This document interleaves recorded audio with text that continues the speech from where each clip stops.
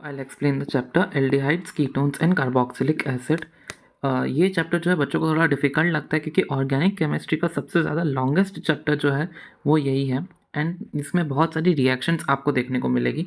तो आपको बिल्कुल टेंशन लेने की ज़रूरत नहीं। मैं एक रिएक्शन पढ़ाने के बाद आपको शॉर्ट ट्रिक बताते जाऊँगा कि कौन सी रिएक्शन से कैसे प्रोडक्ट्स बनने वाले हैं, तो उससे पूरा चैप्टर आपको ईज़िली समझ में आएगा। इंट्रोडक्शन देखो, इस चैप्टर में आप जो मेन फंक्शनल ग्रुप की बात करोगे ना, वो कुछ इस तरह से दिखेगा। कार्बन के ऊपर डबल बॉन्ड लगेगी और उस पे एक ऑक्सीजन कनेक्ट करोगे आप एंड कार्बन जो है उसके पास 2 स्पॉट्स अभी भी रहेंगे किसी भी चीज़ के साथ बॉन्ड बनाने के लिए, क्योंकि कार्बन के 2 बॉन्ड अभी बन गए तो 2 बॉन्ड्स अभी भी खाली होते हैं।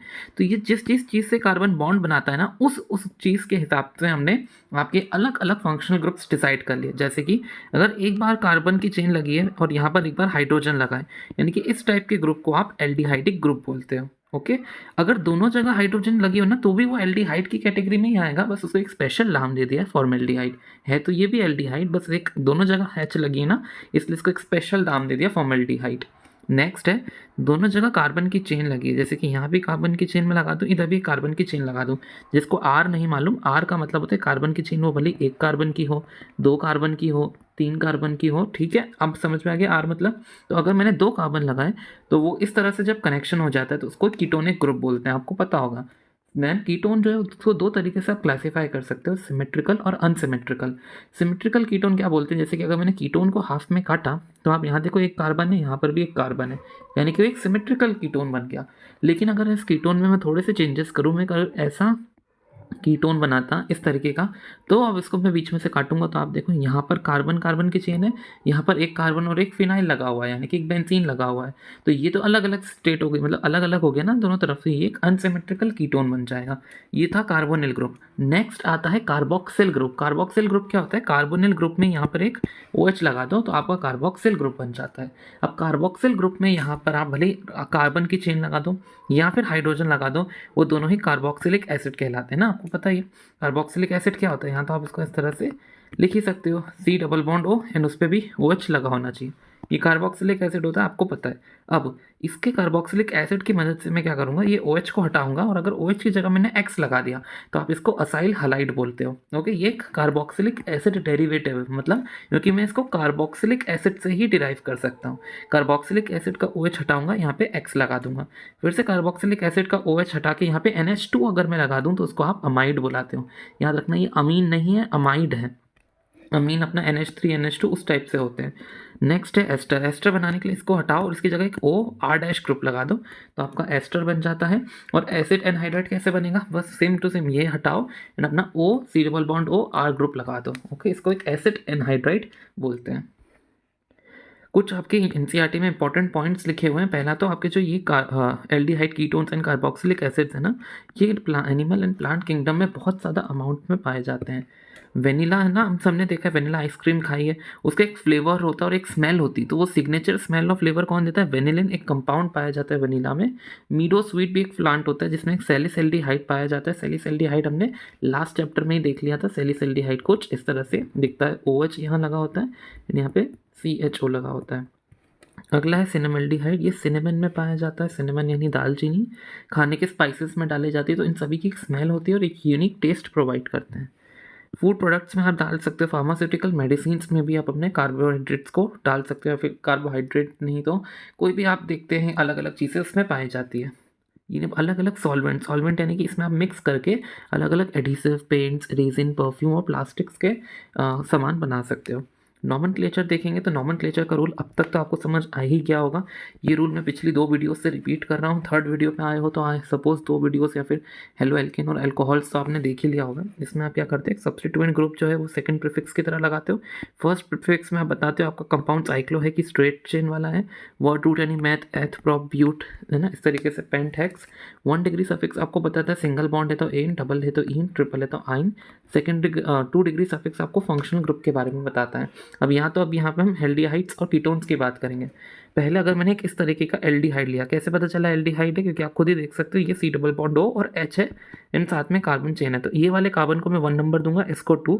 1 नंबर पे आपका एनल ग्रुप लगा हुआ है, एनल नहीं सॉरी, एल्डिहाइड का AL ग्रुप लगा है एंड यहाँ पे मैंने ब्यूटेन लिख दिया क्योंकि मेन वर्ड रूट है। देखो शुरू कैसे करा, इस तरीके से आपकी वर्ड मतलब नंबरिंग मतलब नेमिंग करने का तरीका चलता है कि इस डायरेक्शन में राइट हैंड साइड में। तो मैं पहले देखूंगा क्या यहाँ सब्स्टिट्यूएंट है क्या, नहीं है, तो इसको मैंने क्रॉस कर दिया। मैं देखूंगा साइक्लो है कि स्ट्रेट है, तो आप देख सकते हो स्ट्रेट चेन है, तो स्ट्रेट चेन के लिए कुछ भी नहीं लिखना होता, इसको भी हटाओ। साइक्लो होता तो साइक्लो लिखते हैं, अगर स्ट्रेट है तो कुछ भी नहीं लिखना होता, ये हटा और ये हटा। देन आते हैं वर्ड रूट पे, हमको देखने को मिला वर्ड रूट तो लिखनी पड़ेगी 2 कार्बन के लिए, इसलिए मैंने ब्यूट वर्ड का यूज़ करा। देन मैं आया 1 डिग्री सफिक्स पे, सारे सिंगल बॉन्ड थे, इसके लिए मैंने एन लिखा। देन मैं लास्ट में आया फंक्शनल ग्रुप पे, जो था आपका एल्डिहाइडिक फंक्शनल ग्रुप, जो कौन सी पोजीशन पे लगा था, 1 पोजीशन पे लगा, तो मैंने लिख दिया। अब आप देख सकते हो कि ये ए से शुरू हो रहा है और लास्ट में ई आ रहा है, तो आपके 2 वॉवल्स जो हैं वो साथ में नहीं लिख सकते, इसलिए मैं एन का ई हटा देता हूँ, इसलिए ऐसा लिखाता है।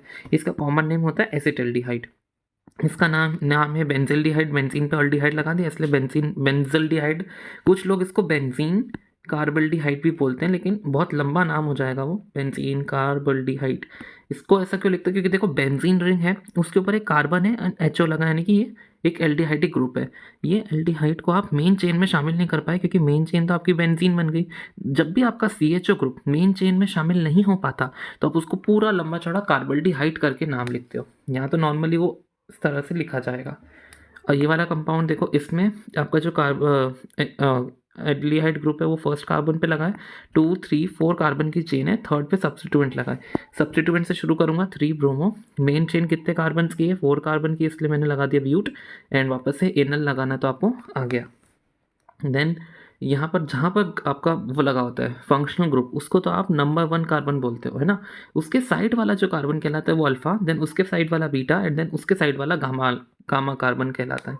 तो जब आप इसका कॉमन नेम लिखने जाओगे ना, तो आप कैसे लिखोगे, बीटा कार्बन पे आपको देखो ब्रोमीन लगा हुआ था, यानी कि आप बीटा ब्रोमो, कितने कार्बन है, 4 कार्बन है। अब 4 कार्बन को कॉमन नेम में ब्यूट्रल बोलते हैं। नॉर्मल तो ब्यूट बोलोगे, कॉमन नेम में ब्यूट्रल लगते हैं, एंड देन अल्डिहाइड आप उसके आगे लगा दिया, मतलब पूरा एल्डिहाइड को आप शो करते हो। नेक्स्ट है आपका नॉर्मल एक कीटोन बना है। कीटोन कैसे पता चला, क्योंकि कार्बन जिस डबल बॉन्ड वो लगा है उसके साइड में भी 2 कार्बन है। अब देखो, ये है नंबर 1 कार्बन, ये 2 एंड ये 3, 2 पे कीटोनिक ग्रुप लगा है। अब जो कीटोनिक ग्रुप है ना, वो मिनिमम 2 पर ही लग सकता है, क्योंकि कीटोन कभी भी कॉर्नर में नहीं लगेगा। अगर कॉर्नर में लगेगा तो ये एल्डिहाइड बन जाता है। कीटोन हमेशा सेंटर में लगता है, क्योंकि कीटोन के ग्रुप के लिए आपको यहाँ पे भी कार्बन चेन होना जरूरी है और इधर भी कार्बन चेन होना ज़रूरी है। तो मैं इसमें डायरेक्टली सफिक्स नहीं है, प्रीफिक्स सॉरी दोनों प्रीफिक्स नहीं है, डायरेक्टली वर्ड रूट लिखूंगा प्रॉप के लिए, क्योंकि 3 कार्बन है। अपने सिंगल बॉन्ड्स के लिए एन लगाऊंगा, ओन। अब ओ लगाया तो यहाँ का एन का ई नहीं लगाऊंगा। इसका कॉमन नेम है एसीटोन, जो आप नेल पॉलिश रिमूवर में यूज़ करते हो नेल पॉलिश रिमूव करने के लिए। यहाँ पर देखेंगे, यहाँ पर आपकी जो बेंजीन है ना, वो एक तरीके से सब्स्टिट्यूएंट का काम करेगी। ये नंबर 1 कार्बन है, ये नंबर 2 कार्बन है। अब 1 कार्बन पे ध्यान से देखो, आपका फिनाइल ग्रुप सब्स्टिट्यूएंट की तरह लगा है, तो मैंने लिख दिया 1 फिनाइल। मेन चेन जो है वो 2 कार्बन की इथेन, एंड आपका जो ओन कीटोनिक ग्रुप है वो फर्स्ट कार्बन पे लगा है, इसलिए इसको मैं 1 फिनाइल इथेन 1 फिनाइल इथेनोन बोल सकता हूँ। इसका कॉमन नेम है एसिटोफिनोन। एंड देन इसको देखो, इसकी मेन चेन कैसी बन जाएगी, इसकी मेन चेन इस तरीके से, 1 नंबर पे आपका कीटोनिक ग्रुप भी लगा है, 1 नंबर पे आपका सब्स्टिट्यूएंट फिनाइल भी लगा है। तो आप लिखोगे 1 फिनाइल प्रोपेन और ओन। 1 आप चाहो तो लगा सकते थे, लेकिन 1 अंडरस्टूड होता है क्योंकि कीटोनिक ग्रुप आपने 1 पे लगाया। इसका कॉमन नेम है प्रोपियोफिनोन। ये देखो, इसको आप बेंजोफिनोन बोलते हो, क्योंकि दोनों जगह बेंजीन लगी है। एंड इसका कॉमन नेम देखो, क्योंकि आप यही पेरेंट चेन है 1 कार्बन की, और पेरेंट चेन पे 2 मिथाइल लगे हैं, यानी कि 1,1 डाई, सॉरी मैं इसको मिथाइल बोल दिया, फिनाइल है, डाई फिनाइल मीथेनोन। ये वाला कार्बन चेन देखो, इसमें पेरेंट चेन आप कैसे बनाओगे, पेरेंट चेन आप इस तरह से बनाओगे। कीटोनिक ग्रुप नजर आ रहा होगा, क्योंकि यहाँ पे भी कार्बन, यहाँ भी कार्बन, यहाँ भी कार्बन, एक तरीके से ये कीटोनिक ग्रुप बन गया। तो कीटोनिक ग्रुप का मैंने आपको समझाया है। आपका फंक्शनल ग्रुप है, तो इसको प्रायोरिटी नंबर सबसे ज़्यादा दोगे, ये 1 हो गई, ये 2 हो गई, ये 3 पे आपका CH3 लगा, यानी कि 3 मिथाइल। पेरेंट चेन में क्या है, आपका साइक्लो ग्रुप लगेगा, क्योंकि आपकी साइक्लो बन रही है। आप लिखोगे साइक्लो कितने में, 5 कार्बन के लिए बनी, इसलिए पेंट। एन लगाओगे सिंगल बॉन्ड्स के लिए, एंड आपका जो फंक्शनल ग्रुप है वो 1 पोजीशन पर ही, तो 1 मैंने शामिल नहीं किया, डायरेक्टली ओन लगा दिया। आगे देखो, साइक्लोहेक्सेन कार्बल्डिहाइड इसका नाम होगा, क्योंकि यहाँ पर आपकी जो पेरेंट चेन है वो ये बनेगी, है ना। अब ये जो पेरेंट चेन है, इसके बाहर आ रहा है ये जो एल्डिहाइडिक ग्रुप है। अगर आपकी एल्डिहाइड ग्रुप पेरेंट चेन के अंदर ना आए, क्योंकि देखो यहाँ पर क्या हो रहा था, ये पेरेंट चेन के अंदर आ रहा था, एज यू कैन सी, यहाँ पे भी पेरेंट चेन के अंदर आ रहा था। और कहाँ पर आप देख सकते हो, हाँ इन दोनों एग्जाम्पल्स में आपको देखने को मिल रहा है। लेकिन यहाँ देखो पेरेंट चेन आपकी ये वाली, यानी कि ये कार्बन ये कार्बन ये कार्बन ये कार्बन ये कार्बन ये कार्बन, अभी भी ये कार्बन जो है ये पेरेंट चेन में नहीं आ पाता। तो जब भी एल्डिहाइडिक ग्रुप वाला कार्बन पेरेंट चेन में नहीं आता तो आप उसको पूरा इस तरह से लिखते हो कार्बल्डिहाइड करके, तो इसका नाम हो गया आपकी पेरेंट चेन लिख ली साइक्लोहेक्सेन। फिर फंक्शनल ग्रुप में सिर्फ एल्डिहाइड नहीं लिखाएगा, पूरा कार्बल्डिहाइड लिखाएगा। अब ये वाला तो मैंने आपको करा ही दिया ऊपर ही एक तरीके से, उसका मैंने अपना IUPAC नेम जो है वो भी लिखा हुआ है, ये डबल डबल लिखा दिया, कोई बात नहीं, सेम ही है ना, एक बार चेक कर लो, 1 फिनाइन प्रोपेन 1 ऑन, हाँ सेम ही तो है, पता है मैं 2 बार लिख दिया, कोई बात नहीं। इस वाले एग्जाम्पल में देखो यहाँ पर एक एल्डिहाइड ग्रुप लगा हुआ और एक कीटोन भी लगा है। एल्डिहाइड की प्रायोरिटीज़ कीटोन से ज़्यादा होती है, ऐसा हमने पढ़ा है। तो हमको क्या करना पड़ेगा, यहाँ पे जब नंबरिंग करोगे 1 2 3 4 5, अब एक कंपाउंड में एक ही फंक्शनल ग्रुप हो सकता है, बाकी सभी को आप सब्स्टिट्यूएंट्स मानोगे। तो अभी हाल ही मैंने बताया एल्डिहाइड की प्रायोरिटी ज़्यादा होती है कीटोन से, तो आप एल्डिहाइड को फंक्शनल ग्रुप मानोगे और कीटोन जो 3 नंबर पर लगा है उसको आप एक सब्स्टिट्यूएंट की तरह ट्रीट करोगे। जब कीटोन फंक्शनल ग्रुप लगता है तो लास्ट में ओन बन के आता है, लेकिन जब फंक्शनल ग्रुप की नहीं कीटोन एक सब्स्टिट्यूएंट बनता है तो आप उसको ऑक्सो से डिनोट करते हो, तो इसका नाम हो गया 3 ऑक्सो। पेरेंट चेन में 5 कार्बन है इसलिए पेंट एनल। यहाँ पर देखो सेम वही लॉजिक लगेगा जो मैंने आपको यहाँ पे बताया, पेरेंट चेन जो बनेगी वो ऐसे बनेगी, इस डायरेक्शन में बनेगी, यानी 3 CHO जो है वो पेरेंट चेन का पार्ट नहीं बन पाएंगे, इसलिए आप इसको नाम लोगे प्रॉप 1 2 3, क्योंकि 1 2 3 तीनों कार्बन पे ट्राई कार्बल्डिहाइडिक ग्रुप्स लगे, अगर आपका जो कार्बन CHO है वो पेरेंट चेन में शामिल नहीं हो पाता है। तो इसमें देखेंगे, इसमें आपको कैसा लिखा हुआ है, यहाँ पर अपनी पेरेंट चेन बनेगी 1 देन 2 देन 3, मल्टीपल बॉन्ड से ज़्यादा प्रायोरिटी फंक्शनल ग्रुप की होती है। ओके, फंक्शनल ग्रुप क्योंकि आपका एल्डिहाइडिक ग्रुप है, तो आप 1 2 एंड 3 आप देख सकते हो। सब्स्टिट्यूएंट कोई नहीं, सब्स्टिट्यूएंट की जानकारी हटाओ, साइक्लो भी नहीं, डायरेक्टली वर्ड रूट से शुरू करो, वर्ड रूट में प्रॉप लगेगा, सेकेंड नंबर पर डबल बॉन्ड है इसलिए मैंने 2 इन लिखा, लास्ट में एल्डिहाइडिक ग्रुप के लिए अल लगा दिया, इन का ई कट कर दिया, इसका कॉमन नेम है एक्रोलीन। ये वाला कंपाउंड देखो, इसमें आपको पता है फंक्शनल ग्रुप की प्रायोरिटी ज़्यादा है, तो 1 2 3 4, फोर्थ पे लगा है नाइट्रो ग्रुप, 1 पे लगा है कार्बल्डिहाइड ग्रुप, और पेरेंट चेन का एक ही है बेंजीन की है, तो 4 नाइट्रो बेंजीन, फंक्शनल ग्रुप कौन सा है, कार्बल्डिहाइड है। इसको आप देख लो वापस से, बेंजीन 1,2 डाई कार्बल्डिहाइड आप लिख दो और इसका कॉमन नेम जो है वो फथल्डिहाइड हो जाएगा। 8.1 देखो, अल्फा मिथॉक्सी, आपको इस तरह से स्ट्रक्चर बनाना है। तो पहले आपको क्या देखने को मिल रहा है, प्रोपियोन अल्डिहाइड, प्रोप यानी कि 3 कार्बन, तो मैंने प्रोप यानी प्रोपियोन के लिए 3 कार्बन बना दिए, एंड एल्डिहाइड आपको गिवन है तो मैंने यहाँ पे एल्डिहाइड भी बना दिया। यहाँ पर आपको देख सकते हो कि अल्फा पोजीशन पे एक मिथॉक्सी ग्रुप लगाना है। अल्फा पोजीशन कौन सी हुई, ये हुई अल्फा पोजीशन। अल्फा पोजीशन पे मिथॉक्सी ग्रुप यानी कि मेथ और ऑक्सी ग्रुप। मिथॉक्सी ग्रुप आपने लास्ट चैप्टर नहीं देखा तो फिर क्या ही देखा, ईथर में आप देखोगे मिथॉक्सी ग्रुप लगता है, इसलिए इस तरह से मिथॉक्सी ग्रुप लगता है। नहीं देखा तो वो वीडियो देख कर आओ, पिछला चैप्टर इस चैप्टर में कैसे समझा सकता हूँ। सेकेंड है 3 हाइड्रोक्सी ब्यूटेनल, ब्यूटेनल लिखा हुआ है तो पहले मैंने ब्यूट बना दिया, एंड एनल यानी कि लास्ट ग्रुप में एक एल्डिहाइडिक ग्रुप लगा दिया। थर्ड पे हाइड्रोक्सी, हाइड्रोक्सी मतलब OH, जब अल्कोहल जो है सब्स्टिट्यूएंट का काम करता है तो उसको हाइड्रोक्सी लिखते हैं, 11th में पढ़ा है। तो 1 2 3 नंबर पर आपने अल्कोहल लगाया। थर्ड क्वेश्चन में देखो आपको साइक्लोपेंटेन बनाना है, पहले उस पर कार्बल्डिहाइड लगाना है, लगा दिया, और कार्बल्डिहाइड के रिस्पेक्ट में सेकंड पोजीशन पर हाइड्रोक्सी लगाना है, तो कार्बल्डिहाइड ये है तो सेकंड पोजीशन पे मैंने हाइड्रोक्सी लगाया। फोर्थ देखो 4 ऑक्सोपेंटेनल, पेंटेनल कैसे दिखता है, इस तरीके से आपका पेंटेन और उसके आगे मैंने अल लगा दिया, उसके हिसाब से फोर्थ पोजीशन पे ऑक्सो, यानी कि फोर्थ ऑक्सो का मतलब है आपका कीटोनिक ग्रुप।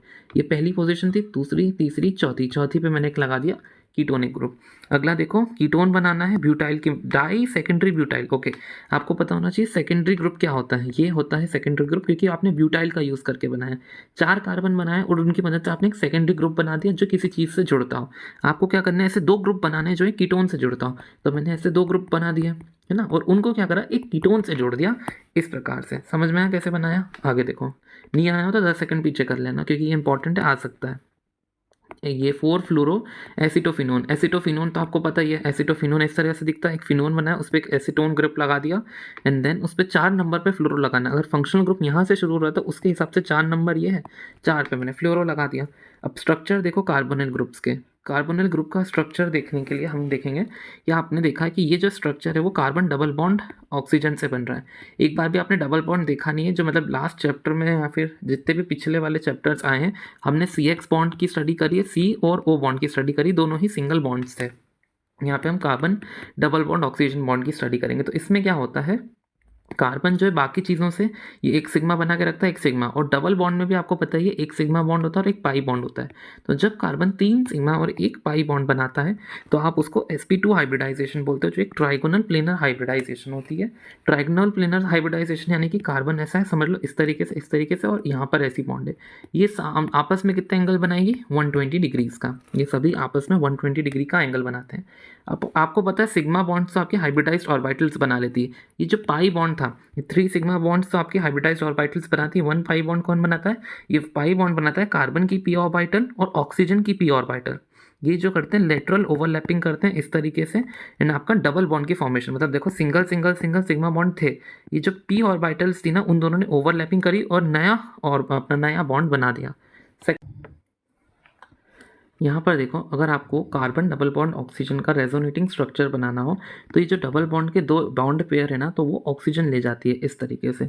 तो ऑक्सीजन पर नेगेटिव चार्ज आ जाता है और इस कार्बन पे पॉजिटिव चार्ज आ जाता है। अब क्योंकि ऑक्सीजन पर नेगेटिव चार्ज आ गया तो ये पॉजिटिव चीज़ों को अपनी तरफ बुलाती है, अट्रैक्ट करती है, एक न्यूक्लियोफाइल की तरह काम करती है। न्यूक्लियोफाइल मतलब जो न्यूक्लियस मतलब पॉजिटिव, फाइल मतलब लविंग, यानी कि न्यूक्लियस यानी कि पॉजिटिव चीज़ों से प्यार करने वाली साइड, क्योंकि वो नेगेटिव साइड ही होगी, क्योंकि नेगेटिव भी पॉजिटिव को अट्रैक्ट कर सकती है। तो कार्बन पे पॉजिटिव आया इसलिए वो बाकी नेगेटिव चीज़ों को अट्रैक्ट करती है। ओके, नेगेटिव चीज़ों को। अब इलेक्ट्रॉन जो होता है वो नेगेटिव होता है, इलेक्ट्रॉन लविंग यानी कि वो खुद पॉजिटिव होनी चाहिए। तो कार्बन पॉजिटिव एक इलेक्ट्रोफाइल का तरह काम करता है। आगे ना समझ, अगर ऑक्सीजन नेगेटिव है तो पॉजिटिव चीज़ों को अपने पास बुलाएंगी। पॉजिटिव चीज़ें जैसे कि न्यूक्लियो यानी कि न्यूक्लियोफिलिक सेंटर आप उसको बोल सकते हो।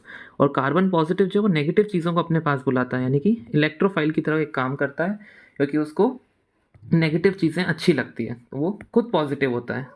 नेक्स्ट है, आपको अगर एल्डिहाइड्स और कीटोन्स को साथ में बनाना है तो उनकी मेथड ऑफ प्रिपरेशन देख लो। पहला है एल्कोहल से, लास्ट चैप्टर में पढ़ा होगा, जिन्होंने अच्छे से पढ़ा उनको देखते से रिवीजन हो गया होगा कि अगर आप 1 डिग्री का अल्कोहल लेते हो ना और उसको आप ऑक्सीडाइज कर देते हो CrO3 और PCC की प्रेजेंस में, तो आपको एल्डिहाइड मिल जाता है। अब जिनको ये एक्शन समझ नहीं आती तो उनके लिए ये ट्रिक है कि एक काम करो, यहाँ पे जो हाइड्रोजन है ना उसको हटाओ और यहाँ पर एक डबल बॉन्ड क्रिएट कर दो। जहाँ पर OH लगा है ना वहाँ पे डबल बॉन्ड O बना दो, सिंपल। ओके, ये हाइड्रोजन कैसे आया, वो यहाँ पर पहले से मौजूद था। जहाँ पर मैं हाइड्रोजन नहीं लगाता हूँ ना वहाँ समझ लो ये कार्बन 1-2 बॉन्ड बना रहा है, यानी कि यहाँ CH2 है, ये कार्बन एक ही बॉन्ड बना रखा है यानी कि ये CH3 है ना, क्योंकि बार बार वो कंफ्यूजिंग लगता है इसलिए मैं सिर्फ कार्बन बनाए। तो यहाँ पर जहाँ पर OH बॉन्ड हो ना वहाँ पर डबल बॉन्ड O बना दो। सेकंड मैंने 2 डिग्री का एल्कोहल लिया। 2 डिग्री एल्कोहल मतलब ये कार्बन एल्कोहल जिस कार्बन से कनेक्टेड है वो 2 और कार्बन से कनेक्टेड है। तो क्या सिखाया, जब भी CrO3 और PCC के प्रेजेंस में ये माइल्ड ऑक्सीडाइजिंग एजेंट होते हैं, स्ट्रॉन्ग मत यूज़ कर लेना। स्ट्रॉन्ग ऑक्सीडाइजिंग एजेंट यूज़ करोगे तो एल्डिहाइड नहीं कार्बोक्सिलिक एसिड बन जाएगा। तो मैंने क्या बताया, OH की जगह लगा दो बस डबल बॉन्ड O, एक तरीके से आप देखो आपको कीटोन मिल गया। अगला है डिहाइड्रोजिनेशन ऑफ एल्कोहल, ये भी लास्ट चैप्टर में पढ़ के आए हो। कॉपर के प्रेजेंस में एक बहुत स्ट्रॉन्ग हीटिंग आप करते हो ना 1 डिग्री एल्कोहल्स की, 2 डिग्री एल्कोहल्स की, तो आपको सिमिलर प्रोडक्ट जो ऊपर मिले ना सेम टू सेम वैसा ही रिएक्शन होता है। आपने RCOH लिया है तो जहाँ पर OH है वहाँ पे डबल बॉन्ड O लगा दो। यहाँ पे डबल बॉन्ड, यहाँ पे OH आना चाहिए, इससे डबल बॉन्ड O बनेगा। मैंने यहाँ पे थोड़ा सा गलत लिखा है, इसको सही कर लो। यहाँ पे OH होना चाहिए, जिसकी आपने कॉपर की प्रेजेंस में 3 डिग्री सेल्सियस की हीटिंग कराई तो आपको डबल बॉन्ड O मिल गया। एक बार आपको एल्डिहाइड भी मिला, एक बार कीटोन मिला। देखो पहली मेथड से भी आप एल्डिहाइड भी बना सकते हो, कीटोन भी बना सकते हो, क्योंकि आप प्रिपरेशन देखने जा रहे हो एल्डिहाइड और कीटोन बोथ की। इसके बाद आप रिस्पेक्टिव एल्डिहाइड की प्रिपरेशन देखोगे और रिस्पेक्टिव कीटोन की प्रिपरेशन देखोगे।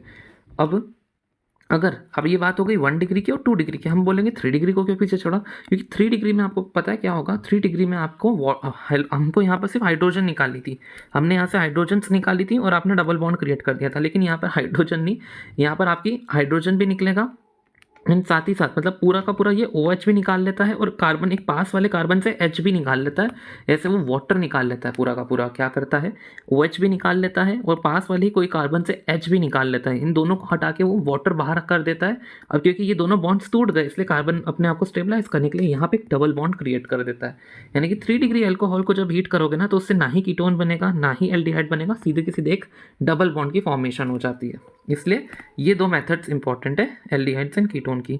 अगला देखो, हमने ओजोनोलिसिस ऑफ एल्कीन देखना है। 11th में देखी थी, नहीं देखी तो कोई डरने की बात नहीं, मैं अभी ये करा देता हूँ ना। ओजोनोलिसिस ऑफ एल्कीन का मतलब एल्कीन है, उसके आपने ओजोन के साथ रिएक्शन कराया CCl4 के प्रेजेंस में, तो आपको क्या मिलेगा, एक हट लाइक स्ट्रक्चर देखने को मिलेगा। यानी कि एक ऑक्सीजन यहाँ जोड़ दो, दो ऑक्सीजन बची ना, दो ऑक्सीजन एक इधर जोड़ दो, इस तरीके से। यहाँ पर एक ऑक्सीजन जोड़ दी, यहाँ पे एक ऑक्सीजन जोड़ दी, इन दोनों के बीच में एक ऑक्सीजन दे दी, एंड ये ऑक्सीजन आपस में भी रिलेट करके रखती हैं। देन आपको क्या करना है, इसको Zn और H2O देना है। Zn और H2O के प्रेजेंस में क्या होगा, ये बॉन्ड कुछ इस तरह से ब्रेक हो जाएगा, ये बॉन्ड कुछ इस तरह से ब्रेक हो जाएगा। कार्बन के पास ये ऑक्सीजन का बॉन्ड मिल जाएगा इस तरीके से, और ये कार्बन के पास ये ऑक्सीजन का बॉन्ड मिल जाएगा। ये दो जिससे भी बनाए रखे होंगे उसके, पता नहीं जिससे भी बनाए होंगे, या तो कार्बन कार्बन से बना सकता है, हाइड्रोजन हाइड्रोजन से, किसी से भी बना सकता है। अब आप बोलोगे अरे ये क्या है, ये बीच का स्ट्रक्चर। अगर आपको बीच का स्ट्रक्चर स्किप करना है ना, तो देखो मेरी ट्रिक क्या है, मैं आपको हर रिएक्शन के साथ ट्रिक दूंगा। प्लीज़ लाइक और सब्सक्राइब कर देना इन ट्रिक्स के लिए, क्योंकि बहुत इजी बना देती हैं।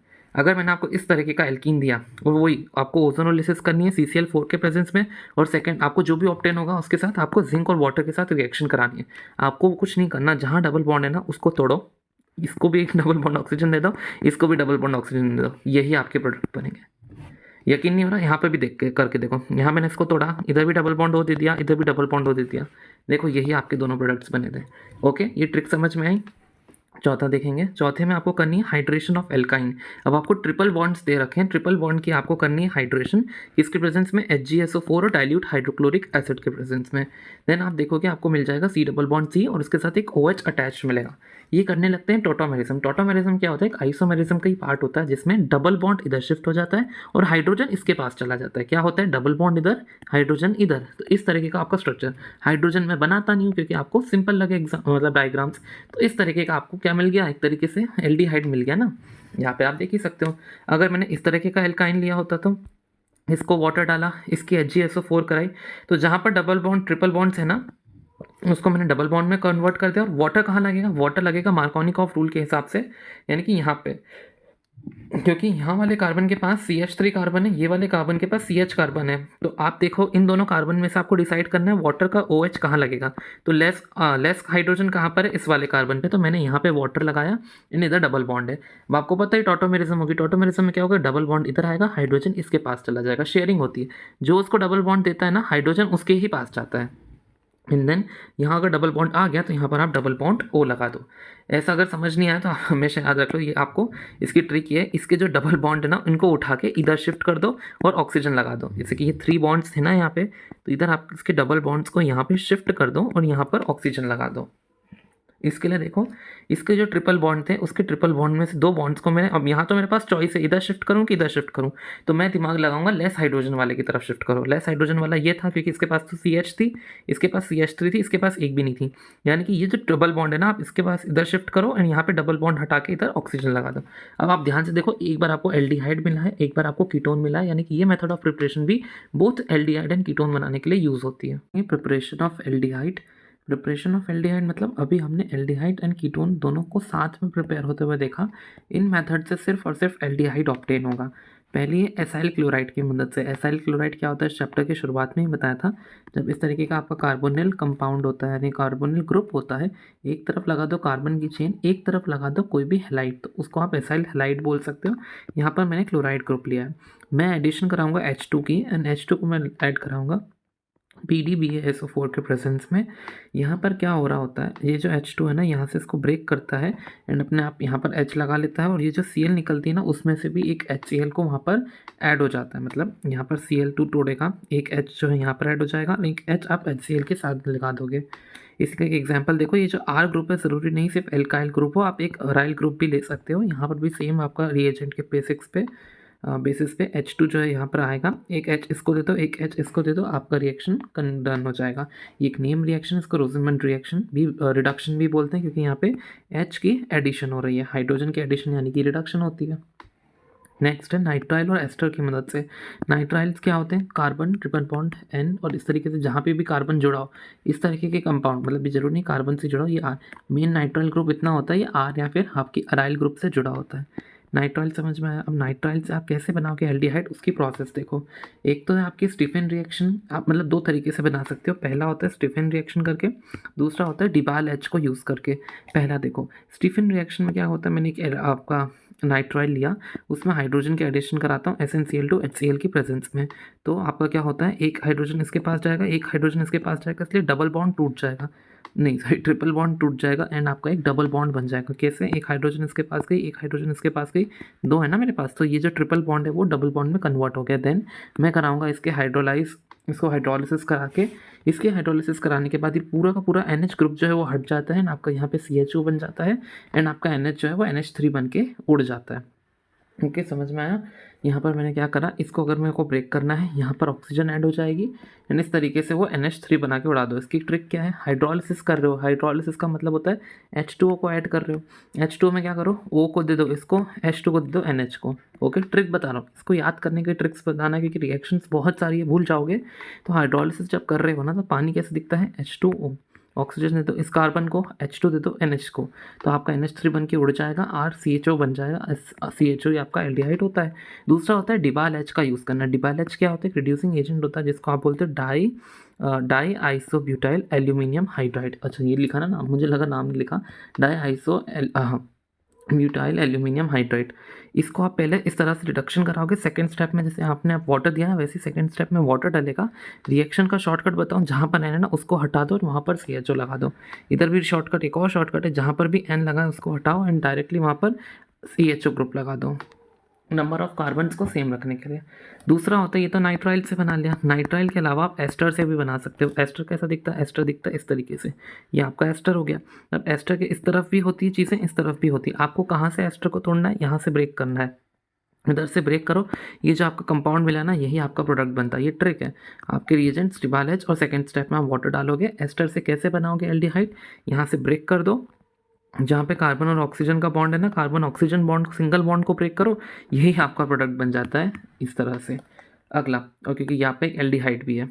अगला तरीका है टोलुइन या फिर बेंजीन से बनाने का। टोलुइन से आप 3 तरीके से बना सकते हो। देखो ये 3 टोलुइन मैंने लिए, 3 तरीके बताऊंगा, इन्हें एक आपका बेंजीन से बनाऊंगा। बहुत आसान है। पहले आप डालोगे क्रोमाइल क्लोराइड। क्रोमाइल क्लोराइड कैसे दिखता है, CrO2 Cl2 की तरह। उसको आप कार्बन सल्फाइड की प्रेजेंस में रिएक्ट कराओ, आपको कुछ इस तरीके का क्रोमियम कॉम्प्लेक्स देखने को मिलेगा। बच्चों से याद ही नहीं होता कैसे याद करें, क्योंकि आपको रिएक्शन अगर लिखने की आ गई तो ये नेम रिएक्शन है, इटार्ड रिएक्शन बोलते हैं इसको।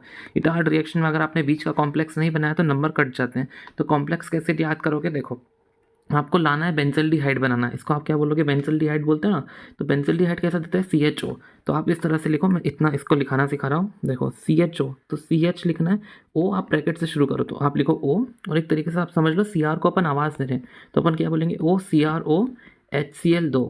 क्या मतलब, OCRO HCl2, और इसका भी होल ट्वाइस कर दो, बन गया ना। मतलब आई नो अजीब सी ट्रिक है, लेकिन अब देखो केमिस्ट्री में ट्रिक बनाना डिफ़िकल्ट काम होता है, दैट्स वाई फिर भी मैं कर रहा हूँ। ये मैंने खुद की बनाई है, कोई यूट्यूब चैनल से नहीं कॉपी किया है। तो आपको क्या बनाना है यहाँ पे, बेंजल्डिहाइड बनाने के लिए यहाँ पे CHO लगाना है।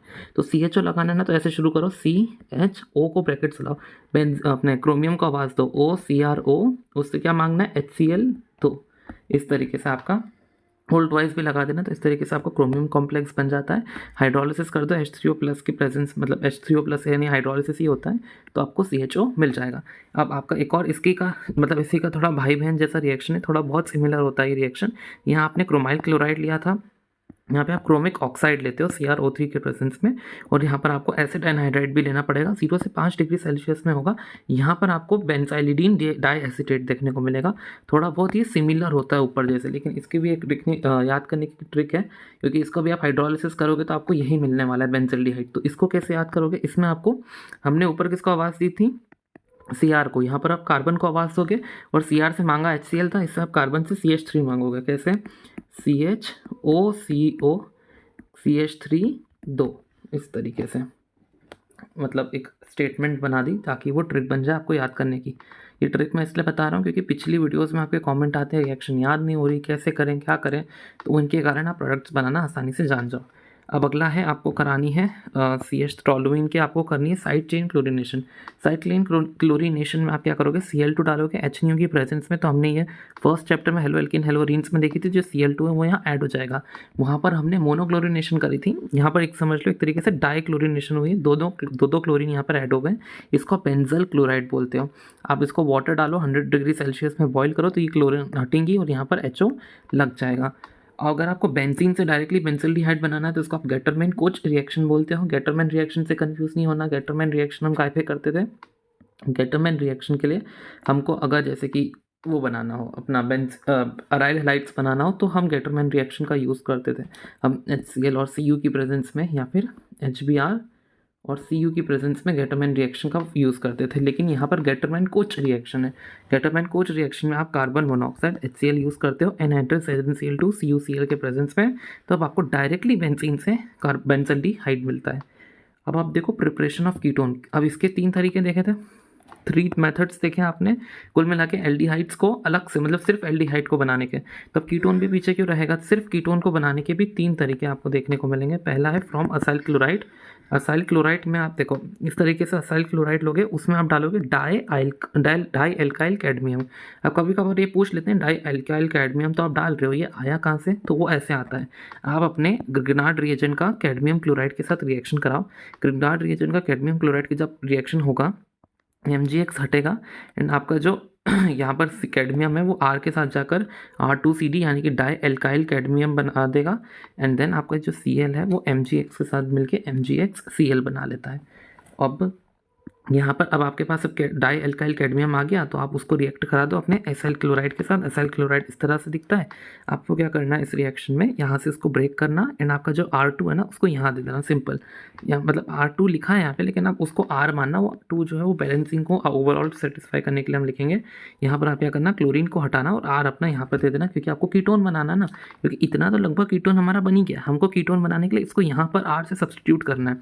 दैट इज़ वाई आप अपना R2 कैडमियम लेके आए। समझ में आ रहा है ना। देन यहाँ पर हम R से उसको सब्सटीट्यूट कर देंगे। निकला क्या, यहाँ से क्लोरीन निकली, R यहाँ पे जुड़ गया तो बच्चा कैडमियम क्लोराइड, तो लगा दो कैडमियम क्लोराइड। और याद रखो ये कैडमियम क्लोराइड से ही हमने RMgX को डाला था, याद है। नेक्स्ट है फ्रॉम नाइट्राइल। जैसे हमने ऊपर नाइट्राइल से बनाया था, ऊपर एल्डिहाइड बनाने के लिए नाइट्राइल में डिवाल H डालते हैं ना, डिवाल H या फिर अपना वो वाला अपना डिवाल H डाल के उसके सेकेंड स्टेप में वाटर डालते हैं। लेकिन अगर यहाँ पर आपको कीटोन बनाना है नाइट्राइल से, तो आप कीटोन्स के अंदर अपना वापस से ग्रिग्नार्ड रिएजेंट डालो। नाइट्राइल के अंदर, सॉरी, नाइट्राइल के अंदर आपने अगर ग्रिग्नार्ड रिएजेंट डाला तो नाइट्राइल कैसे टूटेगा, नाइट्रोजन ज़्यादा इलेक्ट्रोनेगेटिव होती है, समझ लो इस पर नेगेटिव चार्ज है, कार्बन पे पॉजिटिव। ग्रिग्नार्ड रिएजेंट में हमेशा कार्बन पे नेगेटिव आता है, MgX पे पॉजिटिव, तो आपको नेगेटिव पॉजिटिव के साथ एक्सचेंज करना है। यहाँ पे नेगेटिव चार्ज है ना, तो ये नेगेटिव चार्ज दे दो कार्बन पे, तो ये कार्बन इस तरह से था पहले, इस पर पॉजिटिव था, तो ये जो 2 नेगेटिव वाला कार्बन है मैंने इस तरीके से उस पर यहाँ पे जोड़ दिया। इस नाइट्रोजन पे नेगेटिव चार्ज था तो उस पर MgBr जोड़ दो। अब क्योंकि मैंने दोनों में एक एक चीज़ जोड़ी यानी कि इसका एक बॉन्ड हटेगा, यानी कि ये डबल बॉन्ड बन जाएगा। ओके, क्या समझ में आया। ये कार्बन पॉजिटिव, ये नेगेटिव है, ये कार्बन नेगेटिव है, ये पॉजिटिव है, तो नेगेटिव को मैंने दे दिया इस कार्बन पे, तो कुछ इस तरीके का स्ट्रक्चर बन गया। और ये पॉजिटिव MgBr को मैंने N को दे दिया तो NMgBr बन गया। ये ट्रिपल बॉन्ड से डबल बॉन्ड क्यों हुआ, क्योंकि दोनों जगह मैंने ये की एडिशन करा, इसलिए ऑफकोर्स एक बॉन्ड को तो उठना ही था, तो ट्रिपल से डबल हो गया। अब ये तो कहीं से कहीं तक कीटोन नहीं लग रहा है, ये कीटोन तब लगेगा जब इसको हटाकर आप यहाँ पर एक ऑक्सीजन लगा दो। तो ऑक्सीजन लगाने के लिए आप यहाँ वाटर डालोगे, वाटर डालने से आप अपनी ऑक्सीजन को यहाँ पे एडिशन करवा पाओगे। ये वाली रिएक्शन तो हम सभी ने देखी, फ्रिडल-क्राफ्ट एसाइलेशन, ये तो रिपीट रिएक्शन है। आप या तो बेंजीन लो या फिर सब्सटीट्यूटेड बेंजीन ले लो, आपको कुछ भी लेना है। उसके साथ आपको लेना होता है अपना असाइल क्लोराइड।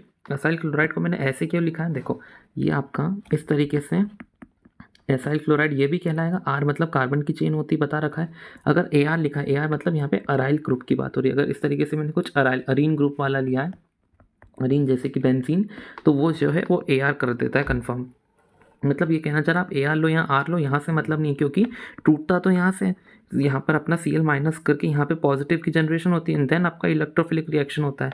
यानी कि ब्रेक तो वो यहाँ से होगा, पॉजिटिव चार्ज यहाँ जनरेट होगा और ये यहाँ से ऐसे घूम फिर के ऐसे यहाँ पे जुड़ जाता है। ओके, क्लोरीन हटता है, यहाँ कार्बन पे पॉजिटिव चार्ज आता है, तो बेंजीन पे electrophilic reaction, electrophilic substitution reaction करके वो इस तरह से जुड़ जाते हैं। पिछले चैप्टर में भी देखा था, तो मैं इसको ज़्यादा ध्यान नहीं दे रहा हूँ। क्वेश्चन देखो, यहाँ पर पहला क्वेश्चन है हेक्सेनोल को हेक्सेनल में कन्वर्ट करना है। तो मैंने आपको बताया है एल्कोहल्स को एल्डिहाइड्स में कन्वर्ट करने के लिए आप क्या करते हो, आप यहाँ तो अपना ऑक्सीडाइजिंग एजेंट डालते हो पीसीसी या फिर CrO3। पीसीसी डाल दो, CrO3 डाल दो, दोनों में से कोई भी आपके एल्कोहल को एल्डिहाइड में कन्वर्ट कर सकता है, क्योंकि ये होते हैं माइल्ड ऑक्सीडाइजिंग एजेंट्स। कौन से हैं? Mild oxidising agent.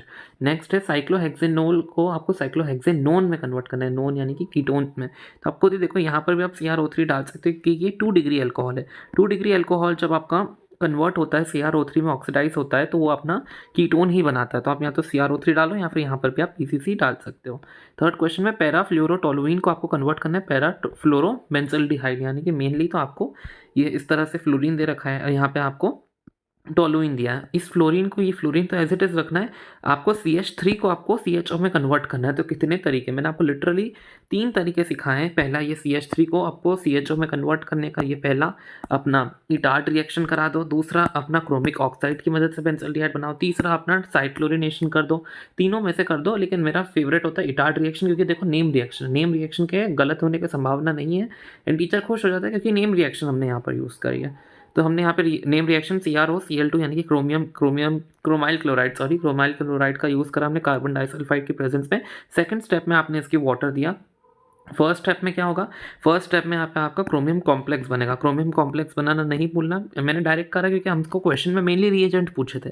आप रिएजेंट लिखो, अगर आपको स्टेप बाय स्टेप लिखना हो तो हम क्या लिखते हैं, CHO CrOHCl2, इस तरीके से याद रखना आपको। फिर इसकी H3O+ उसमें देंगे, देन आपका CHO फ्लोरीन यहाँ पर बन जाएगा। नेक्स्ट देखो CC मतलब नाइट्राइल ग्रुप गिवन है। फोर्थ में आपको नाइट्राइल को आपको CC डबल बॉन्ड हो, मैंने आपको सिखाया है, आपको ध्यान से देखो, कार्बन कार्बन इधर है, कार्बन कार्बन इधर है, नाइट्रोजन वाला बॉन्ड टूटा है, वहाँ पे O लग गया है, यानी कि यहाँ पर आप डिवाल H और वाटर की प्रेजेंस में आप ये कर सकते हो। और यहाँ पर इस वाली रिएक्शन में आपको C डबल बॉन्ड C फिर OH दे रखा है, उससे आपको इस तरीके का आपका एलाइल अल्कोहल से प्रोपीनल बनाना है ना, यानी कि आपको इस तरीके का कंपाउंड बनना दिख ही रहा है। अल्कोहल से वो एल्डिहाइड में कन्वर्ट हो गया, यानी कि आप पीसीसी या फिर CrO3 यूज़ कर सकते हो। नेक्स्ट वाले में आप देखो CC डबल बॉन्ड C और C है, और आपको जो प्रोडक्ट बना है वो इथेनॉल बना है, यानी कि 4 कार्बन से 2 कार्बन हो गए। एक ऐसा ही एक रिएक्शन मैंने आपको पढ़ाया है अपना वो ओजोनोलिसिस करके, इसमें हम क्या करते थे, डबल बॉन्ड जहाँ आता तो तोड़ते थे एंड 2 डबल बॉन्ड इस तरह से देते थे। यानी कि अगर आपको 4 बॉन्ड वाले को अगर तोड़ना है ना इसको हाफ में, तो आपको ओजोनोलिसिस ही करनी पड़ेगी। और ओजोनोलिसिस कैसे होती थी, O3CCl4 के प्रेजेंस में, देन आपको डालना होता है ZnH2O। और ये कैसा दिखता है, पहले अगर आप उसका ओजोनोलिसिस करोगे तो अपना हट लाइक स्ट्रक्चर बनता है। हट लाइक स्ट्रक्चर के बाद आपको ये CC डबल बॉन्ड O मिलता है। अगर हट लाइक स्ट्रक्चर भी आपको बनाने को आ जाए तो आपको बनाना आना चाहिए। नेक्स्ट हम देखेंगे, अब मैं काम करता हूँ हॉट लाइक स्ट्रक्चर भी बना ही देता हूँ, क्योंकि फॉर एग्जांपल आपको नहीं बनाना आया तो कैसे बनाओगे। ऐसा आपका हट लाइक स्ट्रक्चर बनेगा। ओके, ये हट लाइक स्ट्रक्चर में आप इतना काटते हो यहाँ पे, अगर 11th करिए तो आपको पता होगा, नहीं की तो डरने की कोई बात नहीं, ट्रिक तो बताई है ना मैंने। ये डबल बॉन्ड हटाओ, यहाँ पे भी O दे दो, यहाँ पे भी O दे दो, क्योंकि यही बनाना था। और मैंने जो यहाँ पर अभी स्ट्रक्चर बनाया हट लाइक, वो भी अपना वो मेन होता है, क्योंकि फर्स्ट स्टेप के बाद वो हट बनती है, देन सेकंड स्टेप में आप उसमें ZnH2O डालते हो, जिससे ये बनता है। नेक्स्ट क्वेश्चन पर आओ, यहाँ पर आपको रिएक्शन करके दिखानी बेंजीन के साथ, ये वाली लिटरली मैंने ये ऊपर कराई है एनहाइड्रस Cl3 और CS2 के प्रेजेंस में। अभी हाल हमने देखा है, अगर आपको टोलुइन बनाना हो तो आप बेंजीन का फ्रिडल क्राफ्ट रिएक्शन कर दो। यकीन नहीं हो रहा तो ये देखो, कहाँ गया बेंजीन का फ्रिडल क्राफ्ट रिएक्शन, ये तो रहा। फ्रिडल क्राफ्ट रिएक्शन में आपने ये ले रखा है, यहाँ पर बस आपने R ग्रुप की जगह यहाँ पे कौन सा C2H5 ग्रुप ले रखा है, तो मैंने वैसे ही कर दिया। ये फ्रिडल क्राफ्ट एसाइलेशन ही तो है। यहाँ पर ये रिएक्शन मैंने ऊपर ही लिखवाई है, मैंने ये C ट्रिपल बॉन्ड C लिया है एंड देन आपको एल्काइन को अगर आपको HgSO4 के साथ देते हैं और H2SO4 भी देते हैं, मैंने आपको क्या सिखाया, डबल बॉन्ड्स जो है ना किस कार्बन को देंगे, इस कार्बन पे शिफ्ट करेंगे, क्योंकि ये लेस हाइड्रोजन पे और आपको यहाँ पे डबल बॉन्ड लगा देना है। नेक्स्ट क्वेश्चन देखो, यहाँ पर आपको कैडमियम दे दिया, डाई एल्काइल कैडमियम दिख गया है और आपको एसाइल क्लोराइड दिख गया। अभी हाल आपको सिखाया डाई एल्काइल कैडमियम और एसाइल क्लोराइड में आप क्या करोगे, क्लोराइड को हटाओ और जिसका भी एक जो R2 होता है उसमें R2 पूरा सिर्फ एक R जो होता है इस साइड जुड़ जाता है इस तरीके से, और CdCl2 आपका कैडमियम क्लोराइड निकल आता है। ये वाला रिएक्शन था अभी हाल ही हमने देखा, इटार्ड रिएक्शन CrO2Cl2 में आपको पहले आपकी फेवरेट अपना क्रोमियम क्लोराइड मिलेगा, सॉरी क्रोमियम कॉम्प्लेक्स मिलेगा, जिसको आप क्या बोलोगे, CHO CrO HCl2। OCRO HCl2 उसका भी ऑल्ट वाइज कर देना। सेकंड स्टेप में आपको इसकी हाइड्रोलिसिस करनी थी, इसलिए आपका ये वाला प्रोडक्ट बन जाएगा। NO2 को वैसे ही रखना, कुछ भी छेड़छाड़ मत करना, इसको इटार्ट रिएक्शन बोलते हैं। फिजिकल प्रॉपर्टी देख लो एल्डिहाइड एंड कीटोन की। पहला तो मीथेनॉल जो होता है वो गैसियस प्रोडक्ट होता है, क्योंकि अपना जितना कार्बन छोटा होगा ना, जैसे ये मीथेनॉल है, इसमें एक कार्बन है, मैं 2 कार्बन कर दिया इथेनॉल बन गया, 3 कार्बन बनाऊंगा प्रोपेनॉल बन गया, 4 ब्यूटेनॉल। इस तरीके से मैं जितने कार्बन्स बढ़ाते जाता हूँ ना, तो जो लोअर कार्बन वाले एटम्स मॉलिक्यूल्स होते हैं ना, वो हमेशा गैसियस होते हैं। एंड जैसे जैसे मैं हायर नंबर बढ़ाऊंगा तो वो लिक्विड होते जाते हैं, देन सॉलिड बनते जाते हैं। इथेनॉल भी जो है ना, वो तो वोलेटाइल लिक्विड होता है। अगर जिसने लैब में इथेनॉल देखा है, वो अपन हाथ में लो थोड़ी सी देर के लिए वो वेपराइज होने लगना स्टार्ट हो जाता है। लोअर मॉलिक्यूल्स जो होते हैं, खासकर ये मीथेनॉल जैसे, उनकी पंजेंट स्मेल होती है, लेकिन जैसे आप कार्बन्स बढ़ाओगे ना, तो वो गुड स्मेल देने लगेंगे, गुड फ्लेवर देने लगेंगे, आप परफ्यूम्स और बनाने में यूज़ कर पाओगे। बॉइलिंग पॉइंट का ऑर्डर जो होता है वो मोलर मास के डायरेक्टली प्रोपोर्शनल होता है, ब्रांचिंग के इन्वर्सली प्रोपोर्शनल होता है। अगर ये 2 वीडियो आप इसके पहले देख चुके हो तो कितने ढंग से समझा है आप जानते ही हो। यहाँ पर मैंने डायरेक्टली लिख दिया क्योंकि पता होने लग गया है हमको ये बात। और मोलर मास जो होता है उससे डायरेक्टली प्रोपोर्शनल इसलिए होता है क्योंकि वो वेंडरफॉल फोर्स बढ़ते हैं, ब्रांचिंग के इन्वर्सली प्रोपोर्शनल क्योंकि सरफेस एरिया घटता है। अल्कोहल का ये ऑर्डर इतना इतना इंपॉर्टेंट है, क्योंकि ये ऑर्डर आपने याद कर लिया ना तो बस सारे क्वेश्चन इससे बन जाते हैं। क्या ऑर्डर है? अल्कोहल का सबसे ज़्यादा, उससे ज़्यादा कार्बोक्सिलिक एसिड का होता है, लेकिन अभी मैंने अल्कोहल से शुरू करा क्योंकि कार्बोक्सिलिक एसिड अभी पढ़ाया नहीं है मैंने। मतलब अभी अपन जैसे कि ये चैप्टर नंबर 8 है, तो हमने ऑर्गेनिक केमिस्ट्री में 6th और 7th चैप्टर में जो देखे, 6th चैप्टर में एल्केन और हेलोअरीन देखे थे, 7th चैप्टर में अल्कोहल, फिनॉल और ईथर पढ़े थे, 8th चैप्टर में हम एल्डिहाइड्स और कीटोन्स को पढ़ चुके, तो मैंने इन सभी को रिलेट कर दिया। यहाँ पे हेलो एल्केन पढ़ा था ना, देखो सबसे ज़्यादा काय का होगा अभी वाले जो चैप्टर में आप पिछले चैप्टर में जो आपने अल्कोहल पढ़ा, सेकेंड मैंने बता दिया कीटोन का, तीसरा मैंने बता दिया एल्डिहाइड का, फिर उसके बाद अपना ईथर का, और अल्कोहल को तो मैक्स दे ही दिया था। देन लास्ट में आते हैं आपके हेलो एल्केन, और हेलो एल्केन के बाद आते हैं हाइड्रोकार्बन, यानी कि जिसमें कोई भी फंक्शनल ग्रुप या सब्स्टिट्यूएंट नहीं हो, ऐसे सिंपल कार्बन्स की चेन। ऐसा क्यों होता है? क्योंकि अल्कोहल में देखने को मिलती है एच बॉन्डिंग, जिसको ब्रेक करना वेरी हार्ड होता है। मैं आधा हिंदी आधा इंग्लिश में बोल रहा हूँ। हाँ, तो अल्कोहल में देखने को मिलती है H bonding which is very hard to break, and ketones and aldehydes में आपको देखने को मिलते हैं dipole dipole interactions.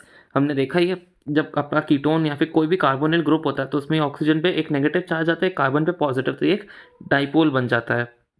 10% battery remaining, charge पे लगाना पड़ेगा।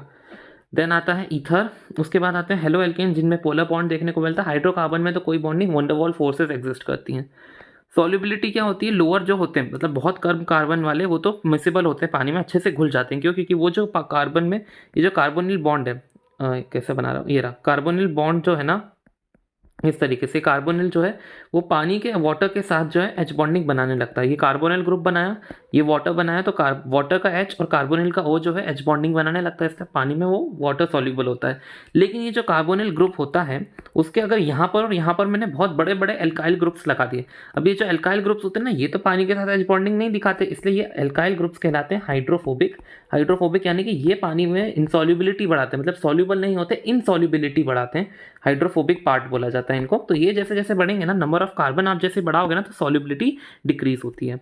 अब बॉइलिंग पॉइंट का क्वेश्चन देख लो, ये है आपका ए में आपको देखने को मिल रहा है CHO, यानी कि ये एल्डिहाइड है। देन ये अल्कोहल है, ये आपका ईथर देखने को मिल रहा है आपको अलग ही, और ये नॉर्मल हाइड्रोकार्बन। अभी हाल ही मैंने आपको सिखाया है कि अल्कोहल की सबसे ज़्यादा होती है, इसलिए बी की सबसे ज़्यादा। देन आपका अपना एल्डिहाइड आता है, तो मैंने एल्डिहाइड लिख दिया। देन आपका ईथर यानी कि C, लास्ट में हाइड्रोकार्बन आते हैं। मैंने जो ऑर्डर दिखाया ना उसी से क्वेश्चन बन रहे हैं आपके, सारे क्वेश्चन चुटकियों में बनाओगे। देखो यहाँ पर भी CHO है यानी कि एल्डिहाइड है, यहाँ पर क्या है? अल्कोहल है, यहाँ पे क्या है? ईथर है, ये क्या है? एक नॉर्मल हाइड्रोकार्बन है। मैंने NCERT के क्वेश्चन करा रहा हूँ, कुछ भी ऐसे नॉर्मल क्वेश्चन नहीं है। देन क्या ऑर्डर सिखाया है? अल्कोहल का सबसे ज़्यादा, इसलिए मैंने बी का सबसे ज़्यादा रख दिया। देन क्या आता है? एल्डिहाइड आता है, एल्डिहाइड को रख दिया। देन आता है आपका ईथर, तो मैंने ईथर को रख दिया। आखिरी में आता है आपका हाइड्रोकार्बन, इसलिए मैंने हाइड्रोकार्बन को रख दिया। नेक्स्ट है हमारी केमिकल रिएक्शंस एल्डिहाइड और कीटोन की फिजिकल प्रॉपर्टीज़ या फिर उनकी मेथड ऑफ प्रिपरेशन हमने देख लिया। अब एल्डिहाइड और कीटोन रिएक्ट कैसे करते हैं? पहला है न्यूक्लियोफिलिक एडिशन रिएक्शन, मतलब एक न्यूक्लियोफाइल आएगा और इनके ऊपर ऐड हो जाएगा। कैसे होता है उसका मैकेनिज्म पहले देखो। न्यूक्लियोफाइल को ऐड होने के लिए आपको एक पॉजिटिव वहाँ पर एक सेंटर बनाना पड़ेगा, यानी कि एक पॉजिटिव चार्ज कार्बन पे लेके आना पड़ेगा ताकि एक न्यूक्लियोफाइल ऐड हो सके। तो ऐसा कैसे होता है पता है? क्योंकि ऑक्सीजन की इलेक्ट्रोनेगेटिविटी ज़्यादा होती है ना, तो ये डबल बॉन्ड को अपने ऊपर ले लेता है और ऑक्सीजन नेगेटिव हो जाता है, कार्बन पॉजिटिव हो जाता है। फिर न्यूक्लियोफाइल जो नेगेटिव होता है ना, वो कार्बन पर अटैक करता है, इस तरीके से यहाँ पे जुड़ जाता है। ऑक्सीजन पे है वो नेगेटिव चार्ज अभी भी वहीं पर ही है, एंड ये डबल बॉन्ड जो था वही तो ऑक्सीजन ने लिया था, इसलिए सिंगल बॉन्ड में कन्वर्ट हो गया। ओके, ये टेट्राहेड्रल इंटरमीडिएट आप इसको बोलते हो। स्टेप 2 में आप क्या करते हो, इसको H पॉजिटिव देते हो ताकि आपका ये जो O नेगेटिव है ना वो नॉर्मली OH में कन्वर्ट हो जाए।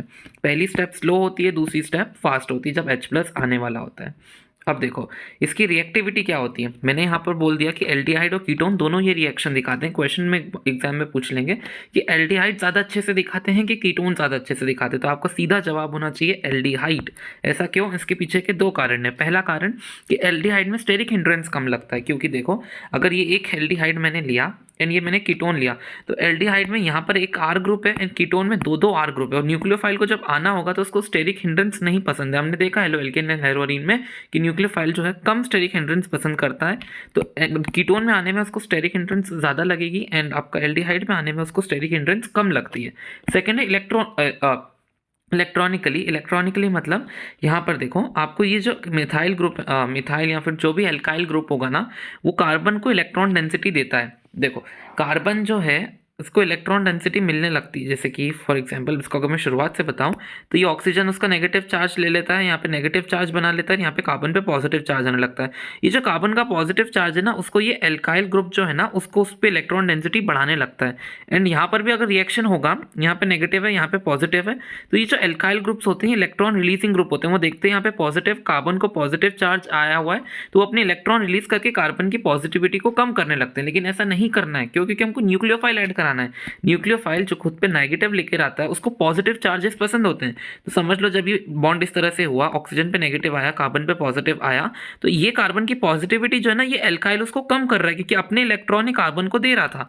एंड यहाँ पर भी जब कार्बन पे पॉजिटिव आया तो ये जो एल्काइल है ना ये कार्बन के पॉजिटिव को अपने इलेक्ट्रॉन्स देने लगता है। इलेक्ट्रॉन्स देने के कारण कार्बन पे जो है ना इलेक्ट्रॉन डेंसिटी बढ़ने लगती है और वो पॉजिटिव यहाँ पे पॉजिटिव चार्ज कम होने लगता है, क्योंकि एल्काइल जो है अपने दोनों अपने इलेक्ट्रॉन उसको दे रहा है कार्बन पे। अब पॉजिटिव चार्ज चाहिए ताकि उस पर न्यूक्लियोफाइल आ पाए। न्यूक्लियोफाइल को पॉजिटिव पसंद है जो ये R जो है ना खत्म कर रहे हैं, समझ गए।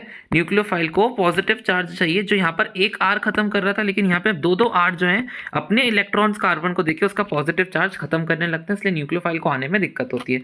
तो एल्काइल ग्रुप जो होते हैं ना इलेक्ट्रॉन रिलीजिंग ग्रुप होते हैं, जो अपने कार्बन पे इलेक्ट्रॉन रिलीज करने लगते हैं, तो डेंसिटी जो है ना इलेक्ट्रॉन की, तो इलेक्ट्रॉन डेंसिटी ऑन कार्बन जो है वो बढ़ने लगती है, इंक्रीज होती है। यहाँ पे रिड्यूस नहीं इंक्रीज आना चाहिए।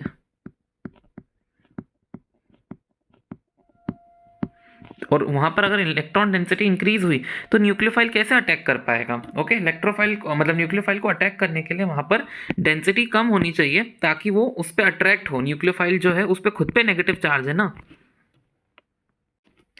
फिर अगर आपको इसके रिएक्टिविटी ऑर्डर देखना है तो देखो अगर दोनों ही जगह कोई भी एल्काइल ग्रुप ना लगा हो, सिंपल आपका फॉर्मल्डिहाइड हो, तो सबसे ज़्यादा न्यूक्लियोफाइल को अट्रैक्ट करेगा। देन अगर एक कार्बन लग गया तो थोड़ा कम, दो कार्बन लग गए तो और कम। और कीटोन्स जो होते हैं वो तो ऑब्वियसली एल्डिहाइड से भी कम ही होते हैं, तो एल्डिहाइड से भी कम मैंने कीटोन्स को रखा है इस तरीके से।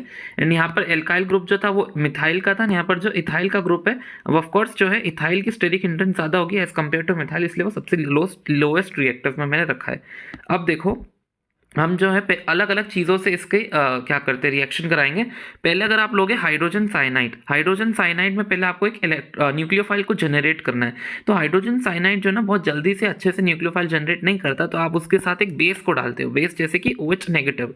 तो HCN जब आप बेस के साथ रिएक्ट करते हैं ना तो फटाफट अपना एक न्यूक्लियोफाइल जनरेट कर देता है। यहाँ पे न्यूक्लियोफाइल का एक आया, CN का आया और वाटर यहाँ से निकलता है।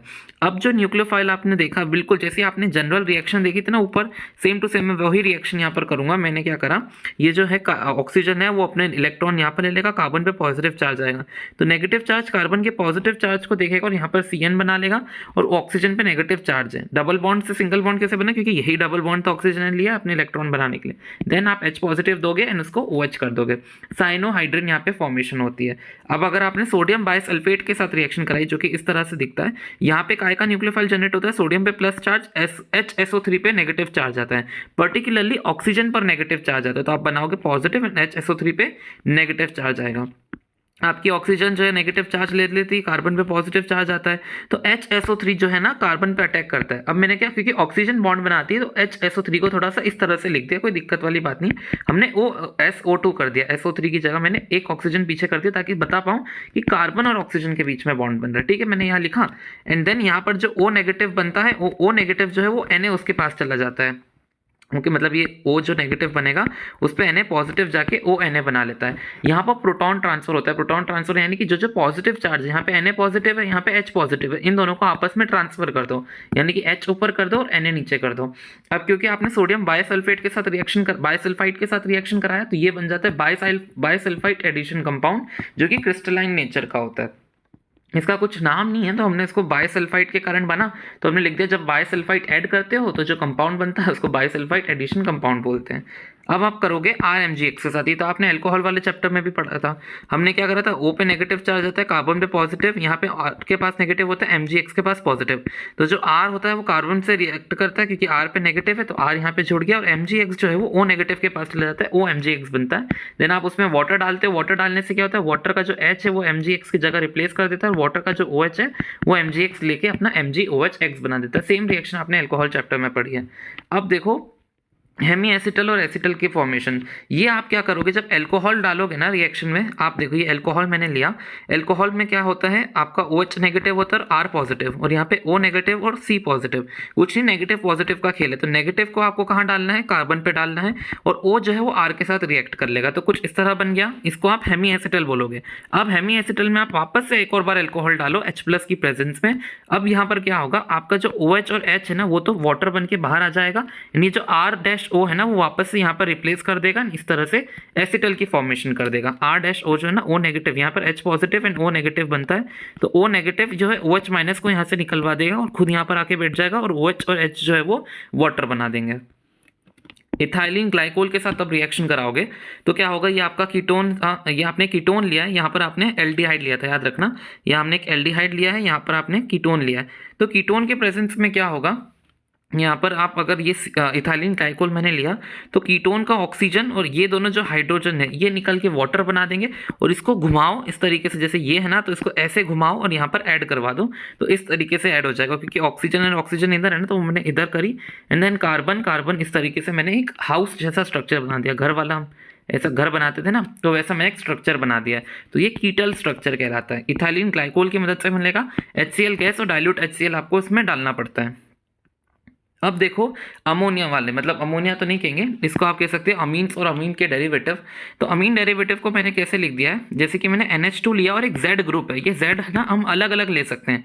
ये Z का भी आप हाइड्रोजन ले सकते हो, जैसे कि देखो NH2 है, ये NH2 है, यहाँ पर मैंने जो Z की जगह एक बार हाइड्रोजन ले लिया, NH2 Z की जगह एक बार R ग्रुप ले लिया, NH2 Z की जगह एक बार OH ले लिया, ऐसे मैं Z बदलता जाऊँगा। इसमें करना क्या है, इसमें वही होगा कि आपका जो NH2 है इसमें H पॉजिटिव निकलता है और NHZ वो नेगेटिव होता है, H पॉजिटिव निकलता है, NHZ नेगेटिव होता है, NHZ जुड़ जाता है, OH जो है वो ऊपर, क्योंकि ये O नेगेटिव होता है, कार्बन पॉजिटिव, अब तो समझ ही गए होगे, तो H पॉजिटिव जो है वो OH के साथ जुड़ गया। अब क्या है, आपको यहाँ से वाटर निकालना होता है, ये OH और H हटा दो, OH और H हटा के यहाँ पर एक डबल बॉन्ड क्रिएट कर दो, ये इस तरीके से बन गया। अब आप सोचोगे ये तो बहुत डिफिकल्ट रिएक्शन है, समझ नहीं आई होगी, ठीक है, तो इसकी एक ईजी ट्रिक आप देखो, आपको कुछ नहीं करना है। अगर आपको जैसे कि ये NH2 देंगे और Z में अगर उन्होंने एक और H दे दिया तो ये अमोनिया बन गया, आपको कुछ नहीं करना है, H2 दिखेगा और वाटर दिखेगा, ये आपका जो कार्बोनिल ग्रुप है उसका O मॉलिक्यूल लेना और H2 मॉलिक्यूल लेना, इन दोनों को डालकर वाटर निकाल देना। एंड अब इमेजिन करो आपने इनको हटा दिया, तो इसको हटा दिया, इसको मैंने हटा दिया, एज इट इज जो कंपाउंड बचेगा ना वो बना दो। जैसे कि C डबल बॉन्ड था, मैंने C डबल बॉन्ड बनाया, यहाँ पे NH था, मैंने NH को लिख दिया। इतना ईजी रिएक्शन है, इससे ईजी रिएक्शन आपको नहीं मिलेगा। आप देखो अमीन जो होते हैं वो इस तरीके से बनते हैं, NH2, और यहाँ पर जो Z ग्रुप आपने पहले लिया था Z ग्रुप, वो यहाँ पर आप R ग्रुप लेते हो, और R ग्रुप जो है वो अपना एल्काइल ग्रुप होता है, तो आपका अमीन बन गया। क्या सिखाया, वाटर निकालो, वाटर यानी कि O यहाँ से निकालो, H2 यहाँ से निकालो, वाटर बन गया। एंड जो एज इट इज आपका C डबल बॉन्ड है वो वैसे ही मैंने यहाँ पे C डबल बॉन्ड बना दिया, NR बचा है वो मैंने NR यहाँ पे जोड़ दिया। अब देखो हाइड्रोक्सिल अमीन यानी कि NH2 के साथ आप एल्कोहलिक ग्रुप जोड़ दो, देन वापस से O और H2 निकालो, इतना ईजी रिएक्शन है। इसको हटाया, ये डबल बॉन्ड से डायरेक्ट इसको जोड़ दो, यानी कि आपका ऑक्साइम बन गया। वाटर निकाला, उसको लिख दो। हाइड्राजीन क्या होता है, NH2 के साथ एक और NH2, क्या निकालना है, वाटर निकालना है। ये वाटर को अगर मैंने निकाला इस तरीके से, ये जो डबल बॉन्ड है इसे डायरेक्टली आपकी नाइट्रोजन से जोड़ दो, इस तरीके से आपका हाइड्राजीन से हाइड्राजोन बन जाता है वाटर निकल के। अब आपको दे दिया फिनाइल हाइड्राजीन। फिनाइल हाइड्राजीन यानी कि हाइड्राजीन पहले बनाओ, उसके साथ एक फिनाइल भी लगा दो। हाइड्राजीन पता चल गया ना कि NH2 के साथ एक और NH2, तो हाइड्राजीन बनाया, उसमें एक हाइड्राजीन के साथ एक फिनाइल भी, तो एक फिनाइल भी लगा दिया। अब क्या करते हैं हम, समझ गया, वाटर निकालना है और ये जो डबल बॉन्ड है उसको डायरेक्टली ये N के साथ कनेक्ट कर दो, तो आपका जो है फिनाइल हाइड्राजोन बन गया। अब आपको दे दिया 2,4 डाइनाइट्रोफिनाइल हाइड्राजीन। अजीब सा लगता है ये क्या दे दिया, अरे इतना इजी रिएक्शन है। ये जो H2 है और ये वाटर है उसको हटाओ और डायरेक्टली ये जो डबल बॉन्ड है ना उसको N के साथ जोड़ दो, ये बन गया आपका रिएक्शन प्रोडक्ट। अब ये बना कैसे, पहले आपने लिया एक हाइड्राजीन, तो हाइड्राजीन आपको पता है NH2 ठीक है, ये मैंने NH2 लिया। हाइड्राजीन में जोड़ो फिनाइल, मैंने जोड़ दिया फिनाइल। फिनाइल में जोड़ो 2 और 4 पे डाइनाइट्रो, यानी कि ये फिनाइल है 1 2 3 4, यानी कि 2 और 4 पे नाइट्रो जोड़ दिया। देखो इसे बना हाइड्राजीन, समझ में आया कैसे बनता है हाइड्राजीन, NH2 करके। अब उसमें एक फिनाइल जोड़ना था, तो फिनाइल जोड़ना है तो एक हाइड्रोजन हटेगी, ये मैंने फिनाइल जोड़ दिया। अब फिनाइल के बाद डाई नाइट्रो काय पे 2 और 4 पे, ये 2 पे मैंने नाइट्रो लगा दिया और 4 पे मैंने नाइट्रो लगा दिया। इस तरीके से आपका 2,4, इसको DNP भी बोलते हैं, 2,4 DNP रेजेंट। आपको अगर ऐसा पूरा नाम याद रखना हो तो वो भी याद कर सकते हो, मैंने समझा दिया। वाटर को आपको रिमूव करना है, वाटर मैंने ऐसे एडिशन में रख दिया, एंड ये जो O है वो डायरेक्टली N के साथ लिंक, सॉरी ये वाले N के साथ नहीं, ये जो O है वो यहाँ पर डायरेक्टली आप डबल बॉन्ड से इसको जोड़ दो, इस तरीके से आपका प्रोडक्ट बनेगा। और ये जो है कीटोन और एल्डिहाइड्स दोनों के साथ रिएक्ट करते हैं, क्योंकि अगर मैंने यहाँ पे C लगा दिया, यहाँ पर H, यानी कि एल्डिहाइड बन गया। यानी कि अगर मैंने दोनों पे C लगा दिया तो कीटोन बन गया। ये कीटोन और एल्डिहाइड्स दोनों के साथ रिएक्ट करता है और ऑरेंज और रेड कलर के बढ़िया बढ़िया प्रेसिपिटेट देता है। लास्ट है सेमी कार्बाजाइड। ये थोड़ा सा कंफ्यूजिंग लगता है, क्यों, क्योंकि यहाँ पर आपके पास यहाँ पर भी NH2 है, इधर भी NH2 है, तो मैं क्यों यहाँ का ये वाटर निकाला, ऐसा मत सोचना कि बार बार ऐसे लिख रहा हूँ। कभी आपको कंफ्यूजन होगा तो आप सोचोगे यहाँ का H2 और यहाँ का वाटर निकाल के भी तो बना सकते थे, एंड ये जो डबल बॉन्ड है इस तरह से कार्बन पे जोड़ देते, समझ रहे हो ना। हमने ऐसा इसलिए नहीं करा क्योंकि ये जो NH2 ना, यहाँ पे रेजोनेंस होता है, नाइट्रोजन के 2 लोन पेयर है, सॉरी 2 लोन पेयर है, इस पे आके इस तरीके से रेजोनेंस करते हैं, तो रेजोनेंस के कारण यहाँ पे स्टेबिलिटी ज़्यादा होती है, इधर स्टेबिलिटी कम होती है। दैट इज़ वाई आप ये वाला H2 निकालते हो, तो H2 और O निकाल के H2O बना लेते हैं, एंड देन ये डबल बॉन्ड्स को इस तरीके से जोड़ दो, आपका सेमी कार्बाजाइड था, सेमी कार्बाजोन बन जाता है। रिडक्शन वाले रिएक्शंस देखो, रिडक्शन वाले रिएक्शन आपने एक तो एल्कोहल वाला देखा ही है कि आपका अगर कोई भी एल्डिहाइड हो या फिर कीटोन हो तो आप उसको रिड्यूस करके अल्कोहल बना सकते हो ना, ये हमने लास्ट चैप्टर में भी देखा था। इसको अपन क्या बोलते थे, उसका नाम था अपना कैटालिटिक हाइड्रोजिनेशन। तो आप हाइड्रोजन डालते हो कैटलिस्ट PT पैलेडियम प्लेटिनम या निकल के प्रेजेंस में, या फिर LiAlH4 या फिर NaBH4 के प्रेजेंस में। नेक्स्ट है आपका अपना ये क्लेमेंसन रिएक्शन के। क्लेमेंसन रिएक्शन में आप जिंक अमलगम लेते हो मर्क्यूरी के साथ, मतलब अमलगम मतलब कोई भी मेटल को मर्क्यूरी के साथ लेना। HCl के प्रेजेंस में डायरेक्टली आपको कुछ नहीं करना, डबल बॉन्ड हटाओ और उसकी जगह H2 लगा दो। डबल बॉन्ड हटाया, उसकी जगह H2 लगा दिया, सिंपल आपके रिडक्शन कर दो, और आपको क्या निकला है, वाटर यहाँ से निकल आता है, तो आप वाटर को यहाँ पे लिख दिया। नेक्स्ट है आपका वुल्फ किश्नर रिएक्शन। दोनों की दोनों नेम रिएक्शन है तो इंपॉर्टेंट रिएक्शन है। वुल्फ किश्नर रिएक्शन में क्या होता है, जैसे कि आपका ये जो है ना, हमने वापस से हाइड्राजीन के साथ रिएक्ट करा। हाइड्राजीन के साथ रिएक्शन मैंने आपको समझाया, H2 हम निकलता है, वाटर निकलता है, इसको डायरेक्टली N के साथ जोड़ दिया, तो मैंने इस तरह से N के साथ जोड़ा, NH2 को बचा हुआ था वो भी यहाँ पे लिखा। देन आप इसमें डालो KOH इथाइलिन ग्लाइकोल की प्रेजेंस में, उसको कर दो हीट। इथाइलिन ग्लाइकोल के प्रेजेंस में जैसे ही आपने उसको हीट किया ना, तो आपको आपका प्रोडक्ट जो यहाँ पर बना था ना वो यहीं पर बन जाएगा। बस फर्क इतना है कि आपने थोड़ी सी प्रोसेस अलग कर दी, लेकिन प्रोडक्ट्स यहाँ पे दोनों में ही आपको सेम मिलेंगे। और यहाँ पे N2 गैस रिलीज होती है, क्वेश्चन में पूछ लेते हैं वुल्फ किश्नर रिएक्शन में कौन सी गैस रिलीज होती है, तो आपको लिखना है नाइट्रोजन गैस रिलीज होती है। नेक्स्ट है ऑक्सीडेशन। ऑक्सीडेशन जो है, अगर आप अपने एल्डिहाइड्स का करोगे तो भी कार्बोक्सिलिक एसिड मिलेगा, भले ही आप स्ट्रॉन्ग ऑक्सीडाइजिंग एजेंट लाओ या फिर वीक ऑक्सीडाइजिंग एजेंट लाओ, दोनों में ही आपको लगभग कार्बोक्सिलिक एसिड मिल जाता है। स्ट्रॉन्ग में ज़्यादा अच्छे से मिलता है, वीक में आप थोड़ा टाइम लगता है, लेकिन वीक ऑक्सीडाइजिंग एजेंट में भी धीरे धीरे एल्डिहाइड कार्बोक्सिलिक एसिड्स में कन्वर्ट हो जाते हैं। लेकिन अगर आप कीटोन लोगे तो कीटोन को बहुत बहुत ज़्यादा स्ट्रॉन्ग ऑक्सीडाइजिंग एजेंट लगता है और विग्रस कंडीशंस लगती है। एंड उसके बाद क्या होता है, कीटोन एक बार ये वाला बॉन्ड तोड़ेगा एंड एक बार इनके हिसाब से प्रोडक्ट्स बना लेगा। जैसे कि फॉर एग्जांपल मैंने कौन सा बॉन्ड तोड़ा है, इस वाले पहले केस में ये वाला बॉन्ड तोड़ा है। अगर मैंने ये वाला बॉन्ड तोड़ा तो देखो double bond O as it is लगी हुई है, बस इसको मैं OH लगा के पहला प्रोडक्ट बना लिया। एंड यहाँ पे मुझे एक और इसका अगर मुझे कार्बोक्सिलिक एसिड बनाना है तो मैंने क्या करा, यहाँ पे डबल बॉन्ड O लगा के इधर OH बना दिया, तो इस तरीके से मेरा सेकेंड प्रोडक्ट बना। लेकिन हो क्या सकता है, या फिर ये कीटोन का ये वाला ग्रुप भी टूट सकता है, क्योंकि कीटोन के आसपास में से दोनों बॉन्ड तोड़ सकते हो आप।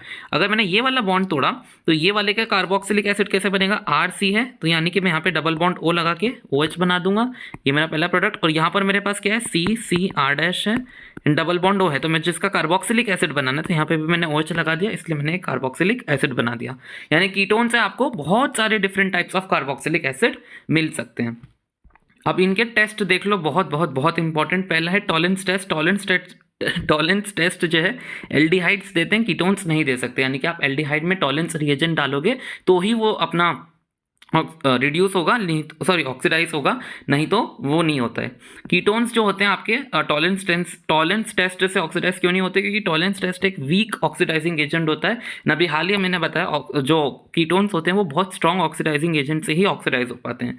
तो टॉलेंस टेस्ट के लिए आपको बनाना पड़ता है टॉलेंस रिएजेंट, जो आपका fresh ammoniacal silver nitrate solution से बनेगा। मतलब सिल्वर नाइट्रेट लो, उसमें अमोनिया डालो, आपने देखा ही होगा NH4OH कर करके सिल्वर नाइट्रेट सॉल्यूशन बनता है, अमोनिकल सिल्वर नाइट्रेट सॉल्यूशन बनता है, जो ही आपका टॉलेंस रिएजेंट कहलाता है। उसका फॉर्मूला कुछ ऐसे होता है, AgNH3 लिखोगे, NH3 का होल ट्वाइस उसका होल पॉजिटिव साइन, उसको आप थोड़े से बेसिक मीडियम में रिएक्शन कराओगे, आपका जो भी एल्डिहाइड है वो काय में कन्वर्ट हो जाएगा, कार्बोक्सिलेट आयन में। कार्बोक्सिलेट आयन कैसा दिखता है, RC double bond O minus, कैसे कि ये आपका एल्डिहाइड था, ये कार्बोक्सिलेट आयन में कन्वर्ट हो गया इस तरीके से। देन आपका जो सिल्वर है वो आपने सेटल डाउन हो जाता है, एक बढ़िया सिल्वर मिरर देखने को आपको मिलता है, वाटर एंड NH3 गैस यहाँ पर निकलता है। फेलिंग टेस्ट देख लो। फेलिंग टेस्ट करने के लिए आपके पास फेलिंग्स रिएजेंट होना चाहिए। फेलिंग्स रिएजेंट बनता है सॉल्यूशन ए और सॉल्यूशन बी, दो सॉल्यूशंस आप लेते हो। पहला आप लेते हो एक्वस कॉपर सल्फेट का, दूसरा एल्कलाइन सोडियम पोटेशियम टार्ट्रेट का, इसको आप रोशेल सॉल्ट भी बोल सकते हो। एल्कलाइन सोडियम पोटेशियम टार्ट्रेट और इसको आप रोशेल सॉल्ट भी बोलते हो। दोनों को 1:1 के रेशियो में मिलाना पड़ता है। 1:1 के रेशियो में मिलाने के बाद आपको आपका फेलिंग्स रिएजेंट मिल जाता है। अब फेलिंग्स रिएजेंट जो अगर आप एल्डिहाइड में डाला, ये फेलिंग्स रिएजेंट को डिनोट करने का टॉप है। कैसे याद करोगे, कॉपर सल्फेट के लिए कॉपर मैंने कॉपर से कर दिया, एंड एल्कलाइन मीडियम में डाला जाता है सोडियम पोटेशियम, तो एल्कलाइन के लिए मैंने यहाँ पे OH माइनस कर दिया। देन इससे भी आपको कार्बोक्सिलेट आयन देखने को मिलेगा। Cu2O जो है वो सेटल डाउन होकर रेडिश ब्राउन PPT देता है, इन वाटर निकलता है। इस टेस्ट से क्या समझ में आता है, ये सिर्फ और सिर्फ एलिफेटिक एल्डिहाइड्स दे सकते हैं, एरोमेटिक एल्डिहाइड्स ये रिएक्शन नहीं देते। एरोमेटिक ऐसे बनेगा, कीटोन्स जो है वो भी नहीं देते, यानी सिर्फ और सिर्फ सिंपल सिंगल चेन वाले जो एल्डिहाइड्स होंगे ना, वही आपका फेलिंग टेस्ट दे सकते हैं। नेक्स्ट है आयोडोफॉर्म टेस्ट। आयोडोफॉर्म टेस्ट के लिए आपके पास एक मिथाइल ग्रुप प्रेजेंट होना चाहिए। मिथाइल ग्रुप अगर प्रेजेंट नहीं होगा तो भूल जाओ, आयोडोफॉर्म टेस्ट लगेगा। आयोडोफॉर्म टेस्ट लगाने के लिए या तो आप I2 ले लो NaOH के प्रेजेंस में, यानी कि या फिर इन दोनों को रिएक्शन करके NaOI बना लो, इसको हम NaOI बना लो। एंड इसका जब आप रिएक्शन कराओगे तो इसका रिएक्शन आप, जैसे कि फॉर एग्जांपल मैंने कीटोन लिया, तो कीटोन में मेरे पास एक अपना मिथाइल ग्रुप है, यानी कि ये C तो लंबी कार्बन चेन है, मेरे पास एक मिथाइल ग्रुप होना जरूरी है। तो NaOI क्या करेगा, इस मिथाइल ग्रुप को तोड़ देगा। मिथाइल ग्रुप को तोड़ने के बाद जो है इसका जो I है वो C के साथ जाके CI बना लेगा, इसका जो ONA है वो यहाँ पर जुड़ जाएगा इस कार्बन के साथ। ओके, वापस से देख लो, यहाँ पर कार्बन की चेन मैंने ली थी, एंड देन ये कार्बन जो है मिथाइल ग्रुप पर ही एक्ट करता है। आयोडोफॉर्म टेस्ट का ही टेस्ट देखा जाता है मिथाइल ग्रुप की प्रेजेंस के लिए। मिथाइल ग्रुप की प्रेजेंस होगी तो ही होगा, जहाँ पर एक मिथाइल यानी एक कार्बन जहाँ होगा उसको तोड़ो, एंड I जो है उस कार्बन को दे दो, NaO जो है वो इस कार्बन को दे दो, तो आपका रिएक्शन हो जाएगा। CI जो है येलो PPT बना लेते। यहाँ पर I3 आएगा, मैंने गलती से I बोल दिया था। ओके, तो वो याद रखना। वो मैंने मतलब मैं जब आपको ट्रिक बता रहा था कि NaO जो है इस मिथाइल की जगह NaO आएगा एंड I जो है I3 बना लेगा, तो मेरे मुंह से I निकल गया, मेरे दिमाग में I चल रहा था, क्योंकि मुझे आपको सारी रिएक्शन ट्रिक के साथ याद करानी थी। अगला है कि आपको रिएक्शन करनी पड़ेगी अल्फा हाइड्रोजन की मदद से। अल्फा हाइड्रोजन क्या होता है, आपने देखा है कार्बोनिल ग्रुप है फॉर एग्जांपल ये, और इस पे एक कार्बन मैंने अटैच कर दिया, तो कार्बोनिल ग्रुप के प्रेजेंस में एक कार्बन अटैच करोगे तो वो अल्फा कार्बन कहलाता है। एक और कार्बन लगा दी तो बीटा कार्बन, तो कार्बन अल्फा कार्बन पे जो हाइड्रोजन होगी वो अल्फा हाइड्रोजन कहलाती है। अब देखो, ये जो अल्फा हाइड्रोजन होती है ना, ये बहुत ज़्यादा एसिडिक होती है। एसिडिक मतलब वो H+ बन के बाहर निकलना चाहती है, और ऐसा वो चाहती नहीं, उसकी मजबूरी है। क्यों? क्योंकि ये जो आपका कार्बोनिल ग्रुप जैसे अटैच हो जाता है ना, फॉर एग्जांपल ये कार्बोनिल ग्रुप है, उसके साइड में एक कार्बन है जो कि अल्फा कार्बन है, तो ये कार्बोनिल ग्रुप जो है ना उसकी इलेक्ट्रोनेगेटिविटी ज़्यादा होती है ऑक्सीजन की, तो वो कार्बन से उसके इलेक्ट्रॉन्स को छीनने लगती है। अब इस कार्बन से जब इलेक्ट्रॉन छिनाते हैं ना तो ये कार्बन क्या करती है, इस कार्बन से छीनने लगती ताकि इस कार्बन से उसकी बेनिफिट हो। अब इस कार्बन के जब इलेक्ट्रॉन्स को छीना जाता है तो इसके पास और कोई चारा नहीं होता अपने इलेक्ट्रॉन इस बॉन्ड पेयर से डेवलप करके लेने के। तो ये क्या करती है, इस बॉन्ड पेयर से अपने इलेक्ट्रॉन्स को ले लेती है, खुद पे नेगेटिव चार्ज ले आती है और H जो है वो H पे पॉजिटिव चार्ज लेके आ जाती है और H को रिलीज कर देती है। H पॉजिटिव जब बन जाता है तो वो एक एसिड की फॉर्मेशन कर लेता है। एसिडिटी की मतलब उसमें एक एसिडिक नेचर होता है। तो कोई भी बेस आता है और बेस जो है वो उसको न्यूट्रलाइज करने में हेल्प कर देता है। बेस के पास इलेक्ट्रॉन होते हैं तो ये बेस ने उस H+ जो रिलीज होगा उसको न्यूट्रलाइज कर दिया। अब ये इसका एक तो कारण मैंने आपको बता दिया, क्योंकि कार्बोनिल ग्रुप की इलेक्ट्रोनेगेटिविटी ज़्यादा होती है, ये इसमें खींचता है, ये इस पे खींचता है, तो कार्बन पे इलेक्ट्रॉन कम होने लगते हैं, तो कार्बन इलेक्ट्रॉन को सेटिस्फाई करने के लिए H को निकाल देता है, H+ के फॉर्म में खुद पे नेगेटिव चार्ज ले लेता है। पहला कारण तो आपको समझ में आ गया। दूसरा कारण है कि इसका जब इस पे नेगेटिव चार्ज आता है ना तो ये रेजोनेंस करने लगते हैं। इस तरीके से ये रेजोनेटिंग स्ट्रक्चर्स बनाने लगते हैं, यानी कि यहाँ पर एक ही स्ट्रक्चर था, यहाँ पर दो दो रेजोनेटिंग स्ट्रक्चर बढ़ रहे हैं, यानी कि यहाँ पे ऐसा करने से उसकी स्टेबिलिटी भी बढ़ रही है। ओके, तो जब भी स्टेबिलिटी बढ़ती है किसी चीज़ की तब तो वो और खुशी खुशी से वो रिएक्शन करता है, यानी कि वो और खुशी खुशी से H+ देगा। और वो H+ कौन से है, अल्फा हाइड्रोजन से है, वो हाइड्रोजन अल्फा हाइड्रोजन है। अब देखो self aldol condensation, self aldol condensation में क्या करोगे, आप एक ऐसा एल्डिहाइड लोगे और उसकी खुद ही के साथ एक रिएक्शन करोगे डाइल्यूट NaOH के प्रेजेंस में। ओके, आपको एक प्रोडक्ट मिलेगा जिसको आप बोलते हो एल्डोल, और उस एल्डोल की आप करोगे कंडेंसेशन। कंडेंसेशन का मतलब है आप उसका वाटर रिमूव करोगे in the presence of heat, तो आपको एक प्रोडक्ट मिल जाएगा। कुछ भी समझ नहीं आया होगा, अब समझो। मैं जूम इन कर रहा हूँ ताकि आपको अच्छे से समझ में आए। ये रहा मेरा एक इथेनल और ये रहा मेरा एक और इथेनल। दो इथेनल लिए। पहले वाले इथेनल में मैं जो नॉर्मली करता था, क्या करता था मैं कि ऑक्सीजन की इलेक्ट्रोनेगेटिविटी ज़्यादा होती थी, तो वो ये जो डबल बॉन्ड है उसका एक बॉन्ड अपने ऊपर लेके खुद पे नेगेटिव चार्ज डेवलप करता था, इसके कारण कार्बन में पॉजिटिव चार्ज आता था। दूसरे वाले इथेनल के साथ मैंने अपना जो नया नया कॉन्सेप्ट अभी पढ़ा है ना वो अप्लाई करा। कौन सा नया कॉन्सेप्ट पढ़ा है हमने? पहले बात तो पहले CH3 को मैंने CH2 और H करके लिखा। ऐसा क्यों करा आपको समझ आ जाएगा। ये जो ऑक्सीजन है ये अपनी इलेक्ट्रोनेगेटिविटी खींचेगा इस कार्बन से, है ना, इस कार्बन से खिंचा रही है तो ये कार्बन इस कार्बन से खींचने लगेगा। अब इस कार्बन के जब इलेक्ट्रॉन्स जो है इस कार्बन पे जा रहे हैं, वो ले रहे हैं, तो ये कार्बन सोचेगा यार मेरे इलेक्ट्रॉन जा रहे हैं, मुझे कहीं ना कहीं से तो लेना है। तो वो क्या करता है, ये H+ के अपना ये बॉन्ड पेयर से खुद पे नेगेटिव आयंस ले लेता है, यानी कि नेगेटिव चार्ज ले लेता है, और H जो है H+ बन के बाहर आ जाता है। ओके, तो माइनस+ की आपको समझ में आ गया कैसे देना है। माइनस+ देना अगर आपको समझ में आ गया तो रिएक्शन कुछ भी नहीं है। डाइल्यूट NaOH के प्रेजेंस में क्या करो, ये माइनस को इस प्लस के साथ जोड़ दो और इस प्लस को इस माइनस के साथ जोड़ दो। तो कैसे जुड़ेगा, ये कार्बन ऐसा था, ये कार्बन एज इट इज, इस कार्बन पे एक और कार्बन है, ये रहा एक और कार्बन। अब ये बॉन्ड जो है वो तो ऑक्सीजन ले गया एक बॉन्ड, तो उस पर सिर्फ सिंगल बॉन्ड ही बनाओ। अब ये जो माइनस है इस H के साथ जुड़ेगा, तो यानी मैंने OH बना दिया। अब ये कार्बन जो है पॉजिटिव वाला वो इस नेगेटिव कार्बन के साथ जुड़ेगा, तो मैंने इस तरीके से एक और कार्बन जोड़ दिया। देन एक और carbon, then double bond O और हाइड्रोजन, डबल बॉन्ड O और हाइड्रोजन। आ गया एल्डोल बनाना। एल्डोल क्यों बोल रहा हूँ इसको, क्योंकि यहाँ पर देखो एल्ड का मतलब एल्डिहाइडिक ग्रुप भी प्रेजेंट है, ऑल का मतलब यानी कि यहाँ पे एक एल्कोहलिक ग्रुप भी प्रेजेंट है। पहला चीज अगर आपको बनाना आ गया तो कंडेंसेशन तो बच्चा बच्चा कर ले, क्या करना है, पानी निकालना है। वाटर कैसे निकालोगे, एल्डिहाइड के पास वाली अल्फा कहलाती है, उसके पास वाला फिर बीटा कहलाएगी, तो अल्फा में से एक हाइड्रोजन निकालना है, और जो बीटा है उसकी तो OH दिख ही रही है।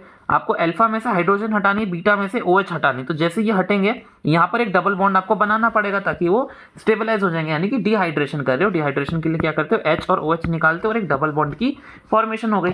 सिंपल, यही आपकी एल्डोल कंडेंसेशन रिएक्शन होती है। आपने एल्डोल बनाया कैसे, डाइल्यूट NaOH की प्रेजेंस में बनाया, एंड जो एल्डोल बना उसकी कंडेंसेशन कर दी तो आपका प्रोडक्ट बन गया। इस प्रोडक्ट का नाम क्या होगा, इस प्रोडक्ट का नाम है ब्यूट-2-ईनल।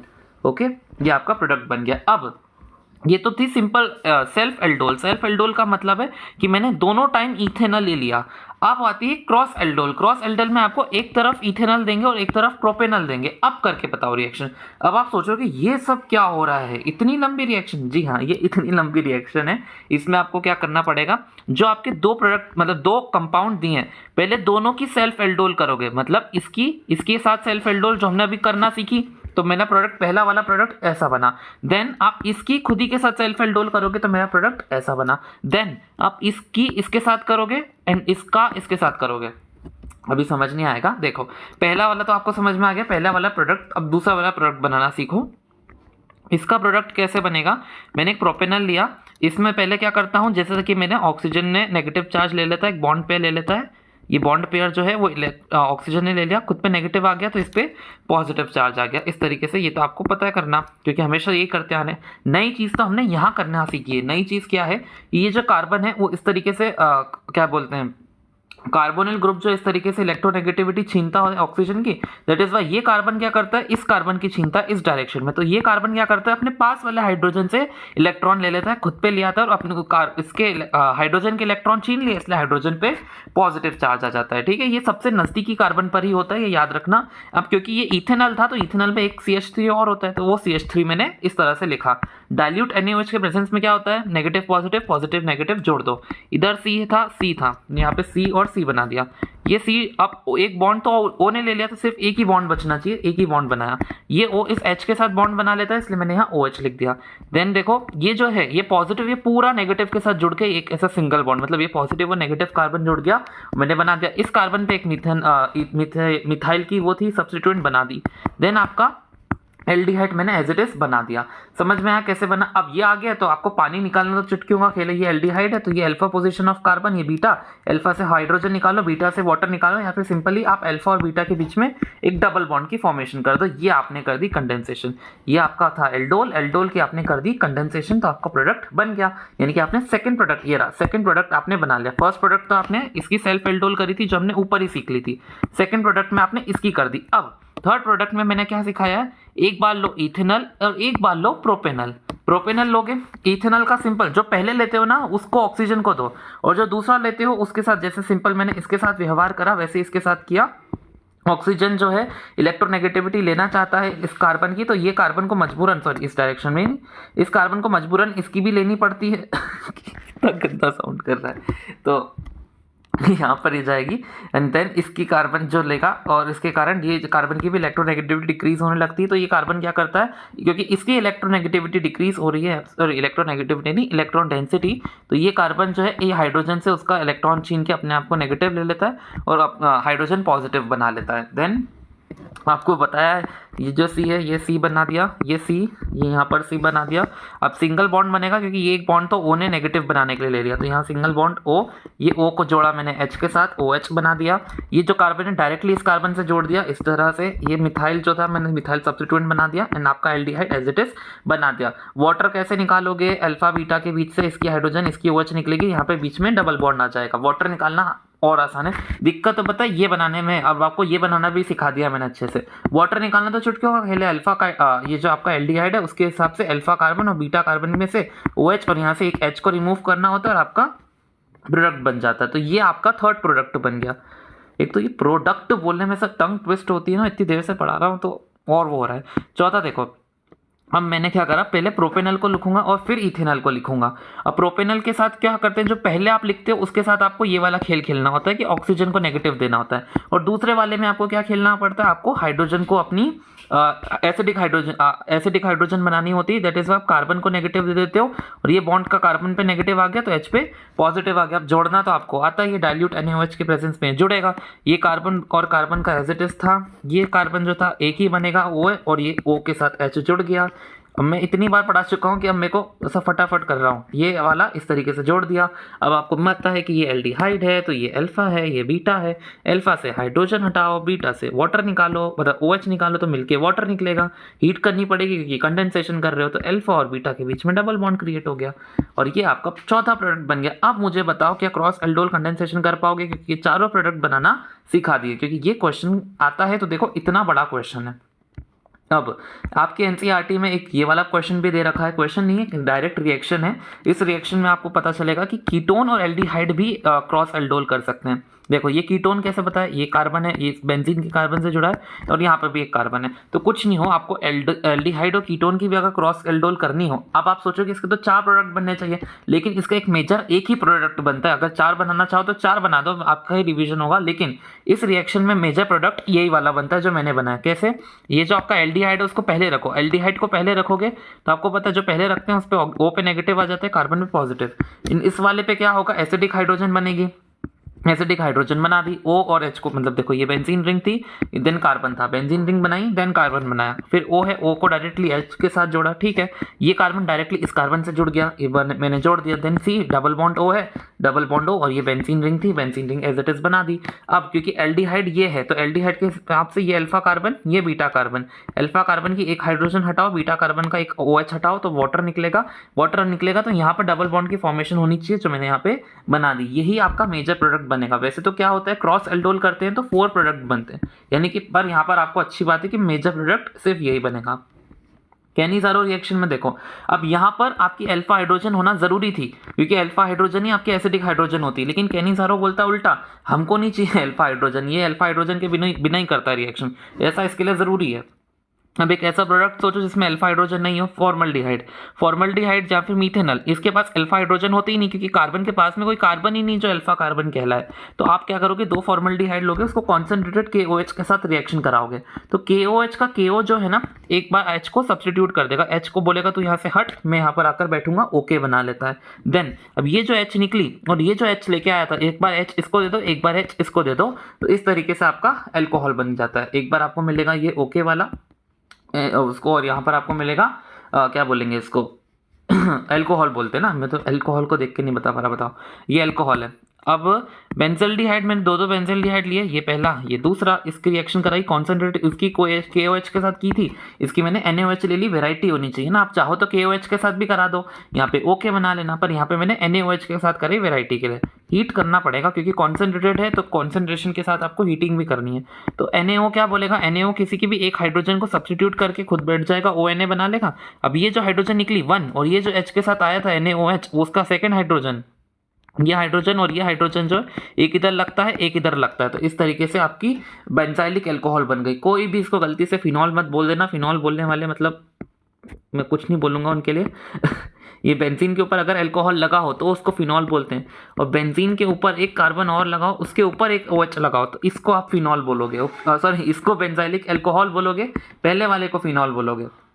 अब इलेक्ट्रोफिलिक सब्स्टिट्यूशन देखो, लास्ट क्लासेस में आपने देखा है, लास्ट क्लासेस यानी कि आपने पहले 2 चैप्टर्स में देखा, हमेशा इलेक्ट्रोफिलिक सब्स्टिट्यूशन और तो और पैरा डायरेक्टिंग होती है, लेकिन आपका जो एल्डिहाइडिक ग्रुप होता है या फिर कीटोनिक ग्रुप होता है, दोनों ही डीएक्टिवेटिंग ग्रुप होते हैं। मैंने सिखाया ना इलेक्ट्रॉन डेंसिटी छीनते हैं, तो बेंजीन की भी इलेक्ट्रॉन डेंसिटी छीनने लगते हैं, बेंजीन से इलेक्ट्रॉन डेंसिटी जाएगी यानी ऑर्थो और पैरा पे इतनी डेंसिटी ही नहीं बन पाएगी, तो बेचारा NO2 जो है ना, यानी कि यहाँ पर आप अपना HNO3 और H2SO4 के साथ जब आप रिएक्शन कराते हो तो NO2 का न्यूक्लियोफाइल जनरेट होता है, तो ये NO2 है ना ही ऑर्थो पे जाता है ना ही पैरा पे जाता है, ये बेचारा मेटा पर जाता है। क्यों? क्योंकि डीएक्टिवेटिंग ग्रुप लगे हुए हैं, जो भी बेंजीन की डेंसिटी खींचते हैं उसकी इलेक्ट्रॉन डेंसिटी, तो वो मेटा पोजिशन पर लगने लगते हैं। यहाँ पर मैंने आपको एल्डिहाइड का एग्जाम्पल कराया, यहाँ पर देखो मैंने आपको कीटोन का कराया। कोई भी ये मत बोलना ये COCH3 का क्या मतलब है, CO मतलब ये इस तरह से है, ये C इसके ऊपर double bond O and then ये CH3 है ना, यानी कि कीटोन बन गया ना, C है सर, और यहाँ पर एक कीटोन बन गया।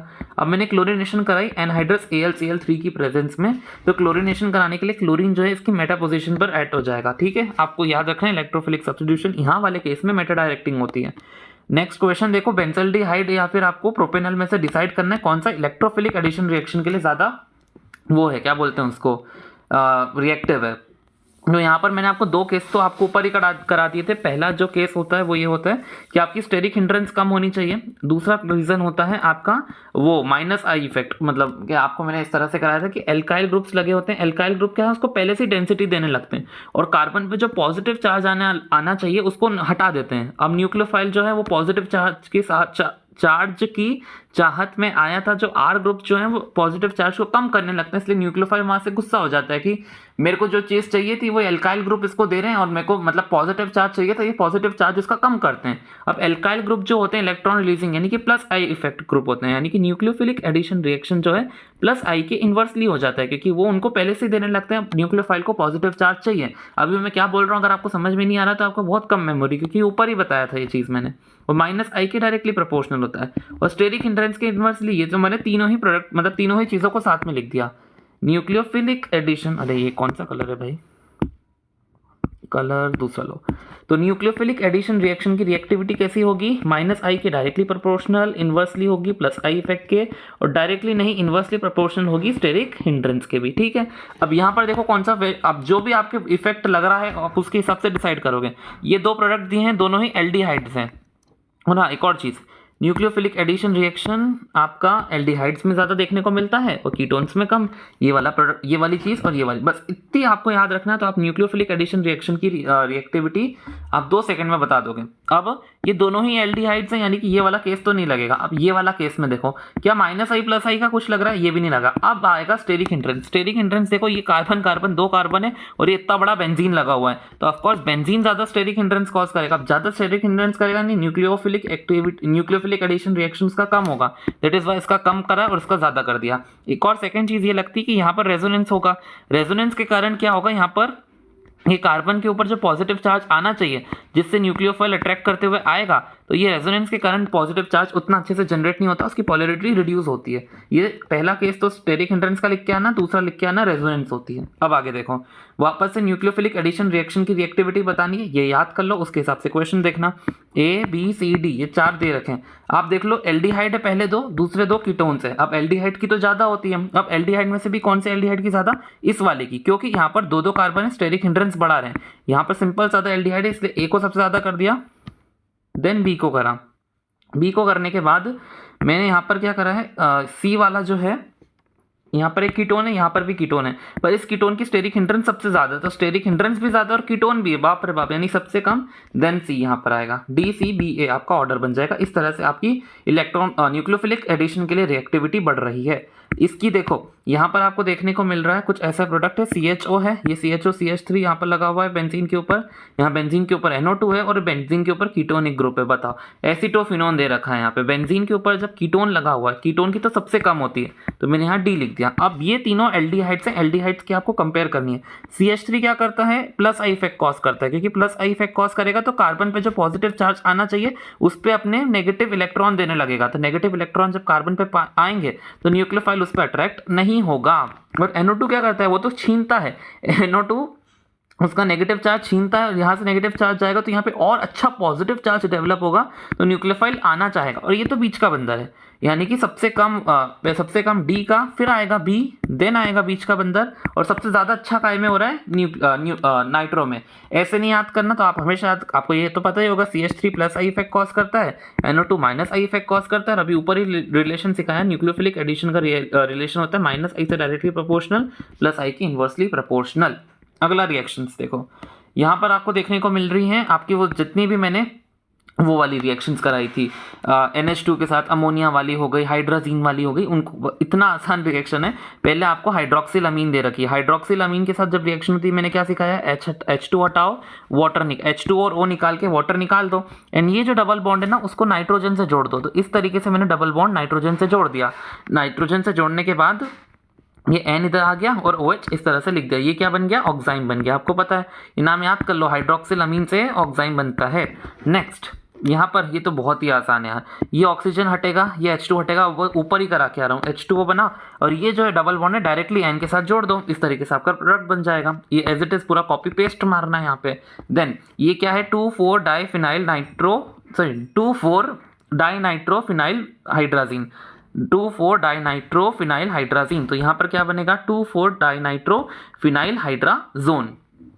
अब ये देख लो इसमें क्या करना है, अच्छा इसमें भी वही, यहाँ पर आपको सेमी कार्बाजाइड दे दिया। सेमी कार्बाजाइड में कौन सा NH2 हटता है, ये ऑक्सीजन तो मैं यहाँ की हटा दूंगा, H2 ये वाला हटाऊं वाटर के लिए कि ये वाला हटाऊं, अभी हाल ही ऊपर सिखा के आया हूँ।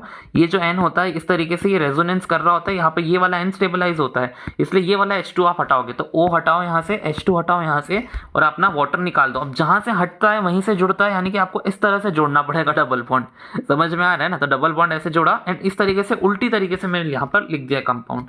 आपको आई होप इतना कॉमन सेंस है कैसे जुड़ता है।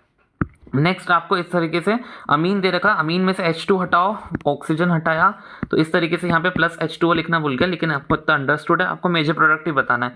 ये जो डबल बॉन्ड है उसको इस N के साथ जोड़ दिया, तो N के साथ ये CC यहाँ पर आ गया, बाकी ये जो C था वो तो एज इट इज मैंने लिखा है। नेक्स्ट है आपका एक ऑर्गेनिक कंपाउंड है जो C8H8O उसका फॉर्मेट, मतलब उसका मॉलिक्यूलर फॉर्मूला है। ये एक ऑरेंज रेड प्रेसिपिटेट बनाता है जब DNP रिएजेंट के साथ रिएक्ट करता है। अब DNP के साथ अगर वो रिएक्ट कर रहा है, यानी कि वो एल्डिहाइड भी हो सकता है, कीटोन भी हो सकता है, तो मैंने दोनों चीज़ लिख ली कि वो एल्डिहाइड भी हो सकता है या फिर कीटोन भी हो सकता है। यहाँ पर क्रॉस इसलिए लगाया मैंने क्योंकि देखो ये क्रॉस अभी हटा दो, ये एल्डिहाइड भी हो सकता है, कीटोन भी हो सकता है, ठीक है। मतलब मैं क्या करूँगा, जो जो मुझे चीज़ें लिखी होगी ना, डिकोड करने की कोशिश करूँगा कि मैं क्या क्या हो सकता है। फिर वो एक येलो प्रेसिपिटेट बनाता है heating with iodine in the presence of sodium hydroxide. अभी हाल सिखाया, आयोडीन की प्रेजेंस, सोडियम हाइड्रोक्साइड की प्रेजेंस में आयोडीन जब होगा तो वो मिथाइल ग्रुप के रिएजेंट दिखाता है। अभी हाल कैसे लिखा हूँ, ये रखा, ये सी है, ये आर है, ये सी ए डबल बॉन्ड ओ है। ऊपर ही सिखाया है ना, I2 in the presence of NaOH, तो वो क्या बना लेते हैं, NaOI बना लेते हैं, ठीक है। ये टूटता है, NaO जो जाता है इसके पास जाएगा, ये वाला बॉन्ड जब टूटेगा, सॉरी NaO इस वाले के पास जाके क्या बना लेता है, RC डबल बॉन्ड O और ONA बना लेता है ना। एंड ये जो I है इस वाली C के साथ जाके क्या बना लेता है, CI3 यानी कि आयोडोफॉर्म बनाता है। ये जो आयोडोफॉर्म है ये क्या होता है, ये येलो पीपीटी फॉर्मेशन करता है। देन यानी कि आपको इतना समझ में आ गया कि आपका जो भी कंपाउंड बनेगा ये C8H8O से, यानी कि उसमें एक मिथाइल ग्रुप प्रेजेंट होना चाहिए और एक एल्डिहाइडिक या फिर कीटोनिक ग्रुप प्रेजेंट होना चाहिए। आगे रिएक्शन में और क्या क्या लिखा है कि वो रिड्यूस नहीं करता है टॉलरेंस ऑफ हेलिंग रिएजेंट को। टॉलरेंस ऑफ हेलिंग रिएजेंट को रिड्यूस ना करना यानी कि वो एक एल्डिहाइड नहीं है, अगर करता तो एल्डिहाइड होता, अगर वो नहीं कर रहा यानी कि वो कीटोन है। मतलब इससे क्लियर हो गया कि वो कीटोन है, क्योंकि हमने टॉलरेंस रिएजेंट देखा, टॉलरेंस रिएजेंट एल्डिहाइड और कीटोन के इसमें डिफरेंशिएट करता है। अगर रिएक्शन हो गई यानी कि एल्डिहाइड है, और ये कह रहा है रिएक्शन नहीं हुई है यानी कि वो एल्डिहाइड नहीं है, कीटोन कंफर्म हो गया, मिथाइल कंफर्म हो गया। अब यहाँ पर मैंने इसलिए, अब अगर आपको एक कीटोन आपको C8H8O बनाया है, यानी कि C8H8O में सबसे पहले तो C6H6 जो है वो तो बेंजीन रिंग खा जाएगा। बेंजीन रिंग के लिए मैंने C6H6O बना दिया, C6H6 की बेंजीन रिंग बना दी, तो बचा क्या, C2H2 और O।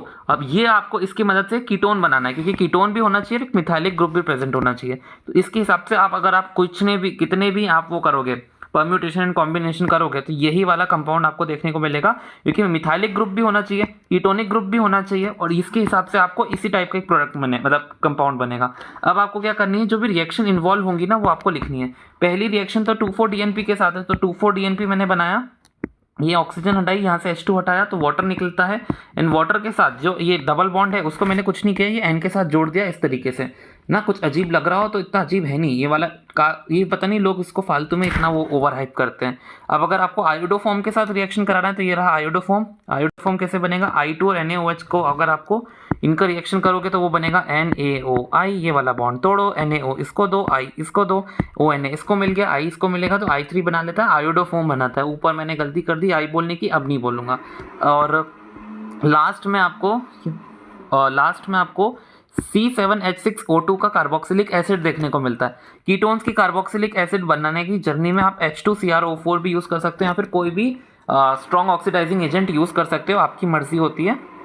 यहाँ पर आपको यहाँ तो ये वाले बॉन्ड टूटेंगे या फिर ये वाले बॉन्ड टूटते हैं, आपको अपने हिसाब से देखना पड़ेगा। कंपाउंड जो है उसका फॉर्मूला ये वाला मैच खा रहा था, इसलिए मैंने ये वाला तोड़ा, और OH क्योंकि C7 है तो C6 तो ये 6 कार्बन ले गया, और 7वां कार्बन ये वाले कार्बन का होगा, इसलिए मैंने तोड़कर एक कार्बोक्सिलिक एसिड भी बना दिया। ये 3 रिएक्शन इन्वॉल्व हुई है। आगे देखो यूजेस बताएं एल्डिहाइड और कीटोन के। पहला तो एल्डिहाइड और कीटोन इंडस्ट्री में सॉल्वेंट की तरह यूज होता है। सेकंड, फॉर्मल्डिहाइड जो होता है उसको फॉर्मेलिन भी बोलते हो। 40% सॉल्यूशन उसका आपके जो बायोलॉजिकल स्पेसिमेन होते हैं, फिर बायोलॉजिकल स्पीशीज या फिर सैंपल होते हैं, उनको प्रिजर्व करने के काम आता है। अगला है कि अगर आपको बेकेलाइट बनाना हो, जो एक फिनॉल फॉर्मल्डिहाइड का रेजिन होता है, तो उसके फॉर्मेशन में हेल्प करता है। यूरिया फॉर्मल्डिहाइड की ग्लू बनाने उसके फॉर्मेशन में, पॉलीमेरिक कंपाउंड्स बनाने के भी फॉर्मेशन में हेल्प करता है। एसिटल्डिहाइड जो होता है स्टार्टिंग मटेरियल होता है in the manufacturing of acetic acid, ethyl acetate, vinyl acetate polymer, कोई नहीं पूछेगा। बेंजेल्डिहाइड जो है परफ्यूम इंडस्ट्री में पूछा जाता है ये वाला क्वेश्चन। बेंजेल्डिहाइड क्योंकि उसके कार्बन ज़्यादा है, इसलिए मैंने आपको सिखाया जिसके कार्बन ज़्यादा होते हैं उनकी स्मेल अच्छी होती है, जिनके कार्बन कम होते हैं उनकी स्मेल पंजेंट होती है। डाई इंडस्ट्री में भी यूज़ होते हैं। एसीटोन आपके नेल पॉलिश रिमूवर में यूज़ होता है। Nomenclature of carboxylic acid. अब फाइनली आपका कार्बोक्सिलिक एसिड वाला पार्ट शुरू हो जाएगा। एल्डिहाइड्स एंड कीटोन्स यहीं तक थे। कार्बोक्सिलिक एसिड का नॉमेनक्लेचर से शुरू करेंगे। कार्बोक्सिलिक एसिड होता कैसा है, एक कार्बोक्सिल ग्रुप लगा होता है इस तरीके से। यहाँ पर आप एक कार्बन चेन लगा सकते हो, या फिर हाइड्रोजन या फिर अरीन कैसा भी लगा सकते हो। ये ग्रुप मेनली डिसाइड करता है कार्बोक्सिलिक ग्रुप को। कार्बोक्सिलिक ग्रुप जो था ना वो one of the first functional group था जो लोगों ने फाइंड करा, तो क्या होता था, सबसे पहले था उस समय IUPAC सिस्टम नहीं चलता था, सब लोग कॉमन नेम्स से जानते थे कंपाउंड्स को, तो that is why carboxylic acid जो है ना उसके सबसे ज़्यादा कॉमन नेम आपको देखने को मिलेंगे। फॉर एग्जाम्पल आपकी जो एंट्स होती हैं, एंट के अंदर क्या होते हैं, रेड एंट्स के अंदर फॉर्मिक एसिड होता है। ये इसलिए पढ़ा क्योंकि एंट को लैटिन में फॉर्मिका बोलते थे, दैट इज वाई फॉर्मिका यानी कि एंट, यानी कि फॉर्मिका में कौन सा acid, formic acid. Acetic acid को आपने कैसे नाम पढ़ा, विनेगर में पाया जाता है, क्योंकि लैटिन में विनेगर को एसिटम बोलते हैं, इसलिए एसिटम से नाम पड़ गया एसिटिक एसिड। और रेंसिड बटर यानी कि जो खराब हो जाता है बटर, उसका उसमें जो एसिड पाया जाता है उसको आप ब्यूटायरिक एसिड बोलते हो, क्योंकि बटर को लैटिन में ब्यूटायरम बोलते हैं, इसलिए वो ब्यूटायरिक एसिड हो गया। कार्बोक्सिलिक एसिड ग्रुप के जो है ना अलग अलग स्ट्रक्चर के हिसाब से हम कॉमन नेम और IUPAC नेम लिखेंगे। IUPAC नेम लिखना तो बहुत आसान है, कॉमन नेम लिखना मतलब इसको याद करने पड़ते हैं, इसलिए MCQ में पूछते हैं, क्योंकि ये तो हम रूल के हिसाब से आसानी से उसी समय बना लेंगे, लेकिन कॉमन नेम जो है उनको याद करना पड़ेगा। एक ही कार्बन है उसके ऊपर कार्बोक्सिलिक एसिड वाला ग्रुप लगा है तो उसको फॉर्मिक एसिड बोलेंगे, जो एंट में पाया जाता है। एंट में इसमें क्योंकि उसको लैटिन में एंट को हम फॉर्मिका बोलते थे, दैट इज उस पर फॉर्मिक एसिड नाम पड़ा। दो कार्बन लगे हैं, एक ही कार्बोक्सिलिक एसिड है, उसको एसिटिक एसिड बोलते हैं, हमारे विनेगर में मिलता है, इथेनोइक एसिड बोलते हैं। विनेगर पूरा एसिटिक एसिड नहीं होता, विनेगर में 5% होता है। 3 कार्बन में लगा है उसको प्रोपियोनिक एसिड बोलोगे कॉमन नेम में, लेकिन प्रोपेनोइक एसिड बोलोगे IUPAC में। 4 कार्बन के लिए ब्यूटायरिक, ब्यूटायरिक क्यों, क्योंकि यहाँ पे आपके रेंसिड बटर में पाया जाता है, रेंसिड बटर को आप लैटिन में ब्यूटायरम बोलते थे, इसके कारण उसको ब्यूटायरिक एसिड बोलने लग गए। IUPAC में ब्यूटेनोइक, क्योंकि ब्यूट लगता है 4 के लिए। यहाँ पर आपने क्या करा, एक आइसो वाला स्ट्रक्चर बनाया, आइसो वाला स्ट्रक्चर इस तरीके से बनता है, उस पर double bond O and OH लगा दिया। 2 नंबर पे आपको दिख रहा है यहाँ पे मिथाइल ग्रुप लगा है, इसलिए मैंने लिखा 2 मिथाइल। 3 कार्बन की चेन थी तो उसके लिए लगा दिया प्रॉप एंड अपना ओइक एसिड आखिरी में लगा दिया। सिंगल बॉन्ड था तो बीच में एन भी आएगा। यह आइसो स्ट्रक्चर था आइसोब्यूटाइल वाला, इसलिए इसको आइसोब्यूटायरिक एसिड बोलते हैं। 2 कार्बोक्सिलिक एसिड साथ में जोड़ दोगे तो उसको ऑक्सैलिक एसिड बोलेंगे। इसको अगर हम ये आपकी विनाइल वाली स्ट्रक्चर बनाता है, एक तो हमने जेमिनल स्ट्रक्चर पढ़ा और एक विसिनल वाला, तो ये एक विसिनल तरीके से स्ट्रक्चर बना रहा है, दैट इज वाई इसका IUPAC नेम ये हो जाएगा। अगर इनके बीच में एक कार्बन इंट्रोड्यूस कर दोगे तो मेलोनिक एसिड, 2 कार्बन इंट्रोड्यूस कर दो, देखो CH2 में होल्ट वाइस है तो सक्सिनिक, 3 कार्बन के लिए ग्लूटेरोइक, 4 कार्बन के लिए एडिपिक, और इनके नॉर्मल नेम जो है वो तो हमको लिखना आते हैं। ये जो है इसमें ऐसा आपको समझ में नहीं आ रहा होगा, तो ये ऐसा है, 3 कार्बन बनाए हैं, उसके ऊपर COOH और एक और COOH। अब इसमें पेरेंट चेन कौन सी डिसाइड करोगे, पेरेंट चेन हो जाएगी ये 3 कार्बन की पेरेंट चेन है, इसलिए लगाया प्रॉप, सारे बॉन्ड सिंगल इसलिए एन। अब 1 कार्बन 2 कार्बन 3 कार्बन 1, 2, 3 लिखा, तीनों पे आपको क्या दिख रहे हैं, कार्बोक्सिलिक एसिड, तो ट्राई कार्बोक्सिलिक एसिड, 3 के लिए ट्राई लग गया। ये आपका सिंपल बेंजोइक एसिड होता है, बेंजीन रिंग पे आपने डायरेक्टली अपना कार्बोक्सिलिक एसिड जोड़ दिया। एक कार्बन और लगा दोगे एक्स्ट्रा, जो उसका फिनाइल एसिटिक एसिड भी बोलते हैं। फिनाइल मतलब ये फिनाइल इतना अपना, और ये एसिटिक एसिड हो गया। ये अपन ने ऊपर अभी एसिटिक एसिड पढ़ा ये वाला, तो ये एसिटिक एसिड था, उसमें आपने बस एक फिनाइल जोड़ दिया, इसलिए फिनाइल एसिटिक एसिड बन गया। अगर 2 C डबल बॉन्ड OH लगा दोगे तो उसको फटैलिक एसिड बोल सकते हैं, या फिर अगर हमने ऊपर ही पढ़ा था CHO लगे हों और CHO लगे हों तो उसे फटैल्डिहाइड बोलते थे।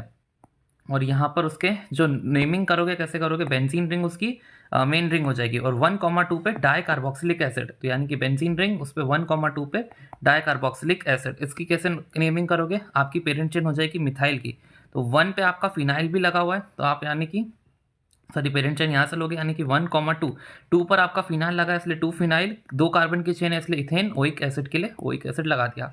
इसका IUPAC नेम कैसे लिखोगे, बेंजीन के ऊपर 1 नंबर पे कार्बोक्सिलिक एसिड लगा है, इसलिए आप बेंजीन कार्बोक्सिलिक एसिड बोलो, इतना लंबा नहीं बोला जाता, इसलिए आप इसको शॉर्ट फॉर्म में जो कॉमन नेम है उसी का IUPAC नेम भी वही है, मतलब ये ऐसा कंपाउंड है जिसका कॉमन नेम और IUPAC नेम दोनों सेम है। इन टेक्स्ट वाला 8.6 क्वेश्चन देखो, यहाँ पे 3 कार्बन की चेन लगी है ना, तो मैंने नंबरिंग दूंगा फंक्शनल ग्रुप के हिसाब से, number 1 carbon, number 2, number 3, third carbon पे क्या लगा है, फिनाइल लगा है, इसलिए 3 फिनाइल, 3 कार्बन है इसलिए प्रॉप लगा दिया, ओइक एसिड के लिए एनोइक एसिड लगा दिया, मतलब एन सिंगल बॉन्ड के लिए, ओइक एसिड फंक्शनल ग्रुप के लिए।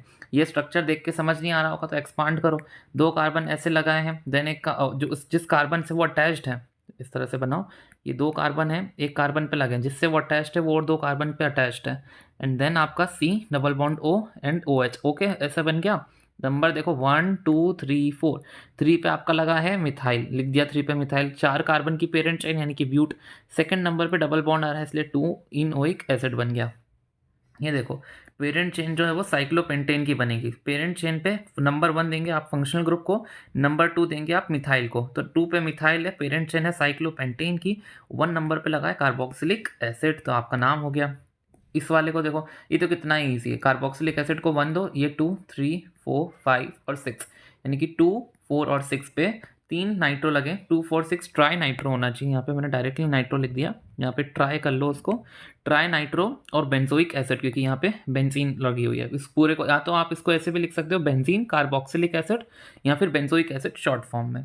कार्बोक्सिलिक एसिड का स्ट्रक्चर देखते हैं। कार्बोक्सिलिक एसिड जो है इस तरह से दिखता है, यानी कि आपको यहाँ पर भी sp3 बॉन्डिंग sp2 हाइब्रिडाइजेशन दिखेगी, क्योंकि यहाँ पे 3 सिग्मा है और 1 पाई बॉन्ड है। तो 3 सिग्मा और 1 पाई के कारण यहाँ पर sp2 हाइब्रिडाइजेशन है।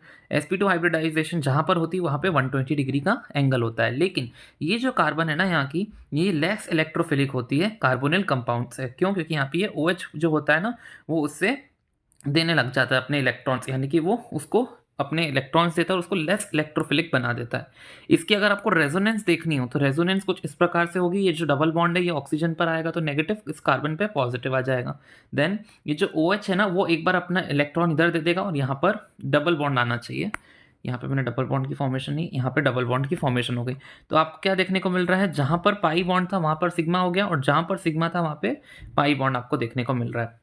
दैट इज वाई इसकी रेजोनेंस हो गई।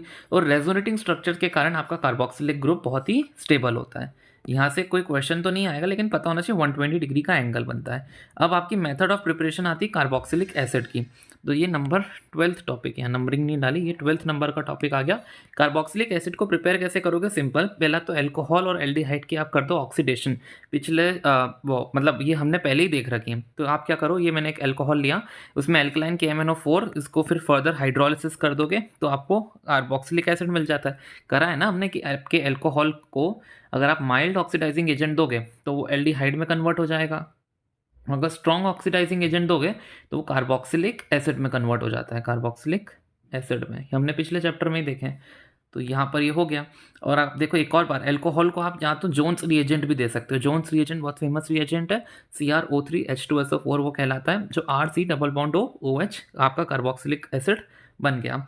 ये देखो यहाँ पर आपने एल्डिहाइड लिया है। एल्डिहाइड में आप भले ही माइल्ड डालो या फिर स्ट्रॉन्ग डालो, वैसे तो हमने पढ़ा है कि स्ट्रॉन्ग डालने चाहिए, पर आप देखोगे माइल्ड ऑक्सीडाइजिंग एजेंट भी आपके एल्डिहाइड बहुत देर तक रख दोगे ऑक्सीडाइजिंग एजेंट में, माइल्ड वाले भी, तो कार्बोक्सिलिक एसिड में कन्वर्ट हो जाते हैं। टॉलेंस रिएजेंट में हमने देखा था, ये जो भी एल्डिहाइड होगा वो RC डबल बॉन्ड O और O- के ऑक्सिलेट आयन में टूटता है, तो उसको आपको फर्दर हाइड्रोलिसिस करानी पड़ती है, तब जाके वो आपका कार्बोक्सिलिक एसिड, यानी कि उसमें H भी जुड़ जाता है। इस तरीके से आपका कार्बोक्सिलिक एसिड बन गया। आप इसको टॉलेंस रिएजेंट भी डाल सकते हो, फेलिंग रिएजेंट भी डाल सकते हो। फेलिंग रिएजेंट कैसे बनता है, 2 सॉल्यूशन A एंड B लेते हो।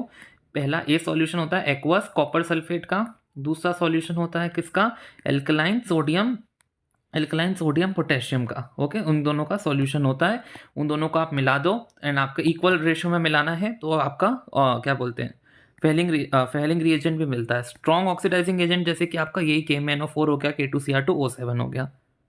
सेकेंड मेथड देखो अल्काइल बेंजीन से। बेंजीन उसके ऊपर एक एल्काइल ग्रुप लगा दिया, जैसे कि अगर आपने एक एल्काइल ग्रुप CH3 लगाया तो इसको आप टॉलुइन बोलते हो। अगर बहुत सारे एल्काइल ग्रुप, लंबी एल्काइल ग्रुप की चेन भी लगाई है ना, तो भी देखो इस रिएक्शन की खास बात है क्या, आप अगर डालोगे इसमें KMnO4 KOH की प्रेजेंस में, यानी कि ऑक्सीडाइजिंग एजेंट डालोगे, तो वो ऑक्सीडाइज होकर COOK में कन्वर्ट हो जाएगा। मैं कैसे याद रखता हूँ, कुक, हमारे घर में कुक होता है ना फॉर एग्जांपल, वैसे ही कुक करके याद रखो। वो कुक मतलब जब भी कुकिंग करते हैं तो क्या लगता है, वाटर लगता है, वाटर लगेगा कुकिंग करने के लिए, तो आपका COOH में वो कन्वर्ट हो जाता है। सेम अगर आपने कितनी ही बड़ी एल्काइल चेन ली हो, वो ऑक्सीडाइज होके कुक में ही कन्वर्ट हो जाती है। कितनी खास बात है, मतलब एक कार्बन लिया तो भी कुक बनेगा, इतने सारे कार्बन लिए तो भी कुक बनेगा, ये रिएक्शन की खास बात है।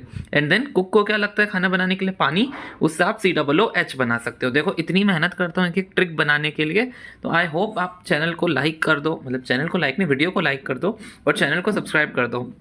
नेक्स्ट है नाइट्राइल और अमाइड में से कैसे बना सकते हो। पहली बात तो नाइट्राइल है C+N। ओके, तो C+N में आप डालोगे वाटर, वाटर में क्या होता है, OH होता है, नहीं सॉरी, इस तरह से डालोगे आप वाटर, ये जो O है ना वो कार्बन को दे दो और H2 है ना वो N को दे दो, इस तरीके से। वैसे तो अलग तरीके से रिएक्शन होती है, याद करने का तरीका है, आपने वाटर डाला, वाटर में H+ और OH- होते हैं, वाटर का H2 जो है वो यहाँ पर जाएगा और O जो है कार्बन पर जाएगा इस तरह से। देन वापस से पानी डालो, वापस से पानी डालोगे तो पानी में क्या हो गया, वापस से H प्लस और OH माइनस।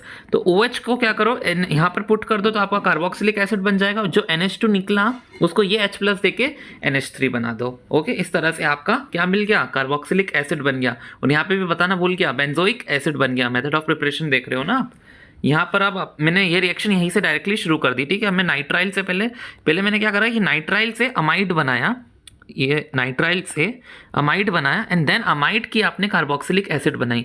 मैंने डायरेक्टली यहाँ पर अमाइड लिया है इस तरीके से, इसको अपन बेंजा अमाइड बोलते हैं। अगर यहाँ नहीं लिखा हो तो हम लिख सकते हैं बेंजा अमाइड।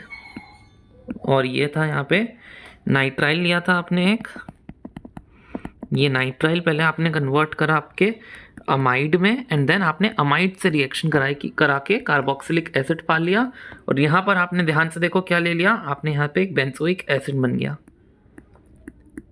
NCERT में शायद कहीं कहीं पे ये नहीं लिखा होता, पर आपको सारे नाम मालूम होने चाहिए, तो नामों के लिए मैंने यहाँ पे लिख भी दिया। तो पानी में क्या होता है, H2 और O, यानी कि आपके H प्लस और OH माइनस क्या सिखा है, OH माइनस को यहाँ भेजो, इसको हटाओ यहाँ से, ये OH माइनस आके जो हटा हुआ NH है, NH2 हटेगा और NH2 और ये H प्लस बना के NH3 अमोनिया गैस रिलीज हो जाती है। अगला देखो ग्रिग्नार्ड रिएजेंट, महा इजी है। क्या करना है, ग्रिग्नार्ड रिएजेंट लिया, उसको CO2 के साथ रिएक्ट कराओ ड्राई ईथर के प्रेजेंस में, क्योंकि ग्रिग्नार्ड रिएजेंट बहुत ज़्यादा रिएक्टिव होता है, इसलिए ड्राई कंडीशंस आपको वहाँ पे मेंटेन करनी पड़ती है। कुछ नहीं करना, CO2 को यहाँ घुसा दो R और Mg के बीच में CO2 को डाल दो, यानी कि COO को मैंने R और Mg के बीच में लिख दिया। अब क्या करना है, आप ध्यान से देखो, आपका थोड़ा बहुत कार्बोक्सिलिक एसिड लगभग बन ही गया।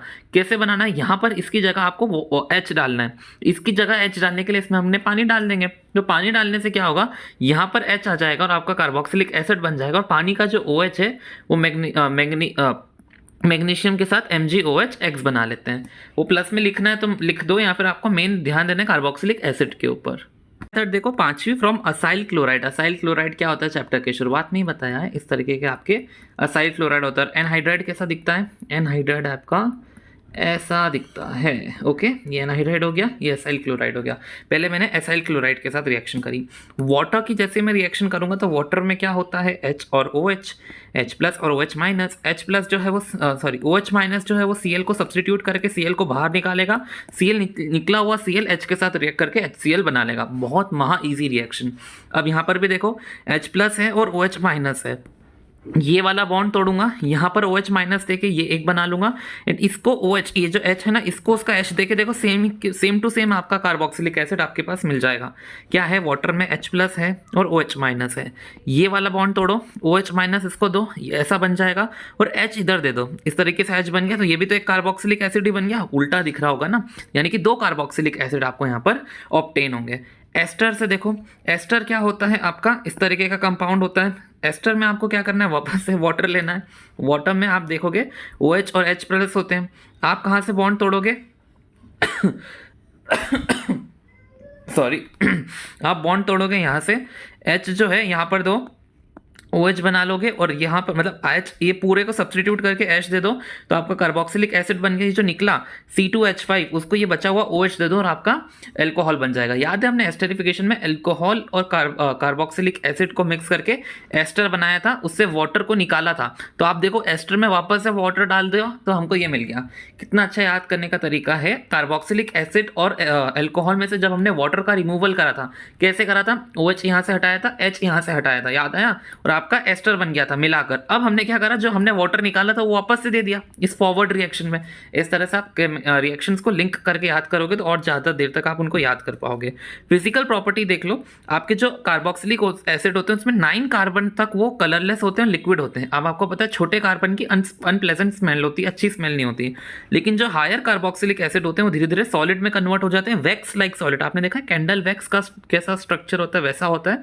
और उनकी स्मेल धीरे धीरे खत्म होने लगती है, पहले अनप्लेजेंट होती है, धीरे फिर ओडरलेस हो जाती है। बॉइलिंग पॉइंट जो कार्बोक्सिलिक एसिड का होता है ना वो हाईएस्ट होता है। क्यों?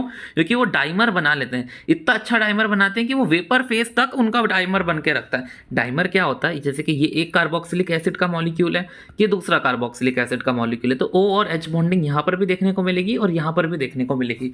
तो ये दो मॉलिक्यूल साथ में रहते हैं, इनको बॉयल करना और इनको सेपरेट आउट करना बहुत डिफिकल्ट हो जाता है। दैट इज वाई इनका जो बॉइलिंग पॉइंट होता है वो सबसे हाई, एल्कोहल से भी सबसे हाई हो जाता है।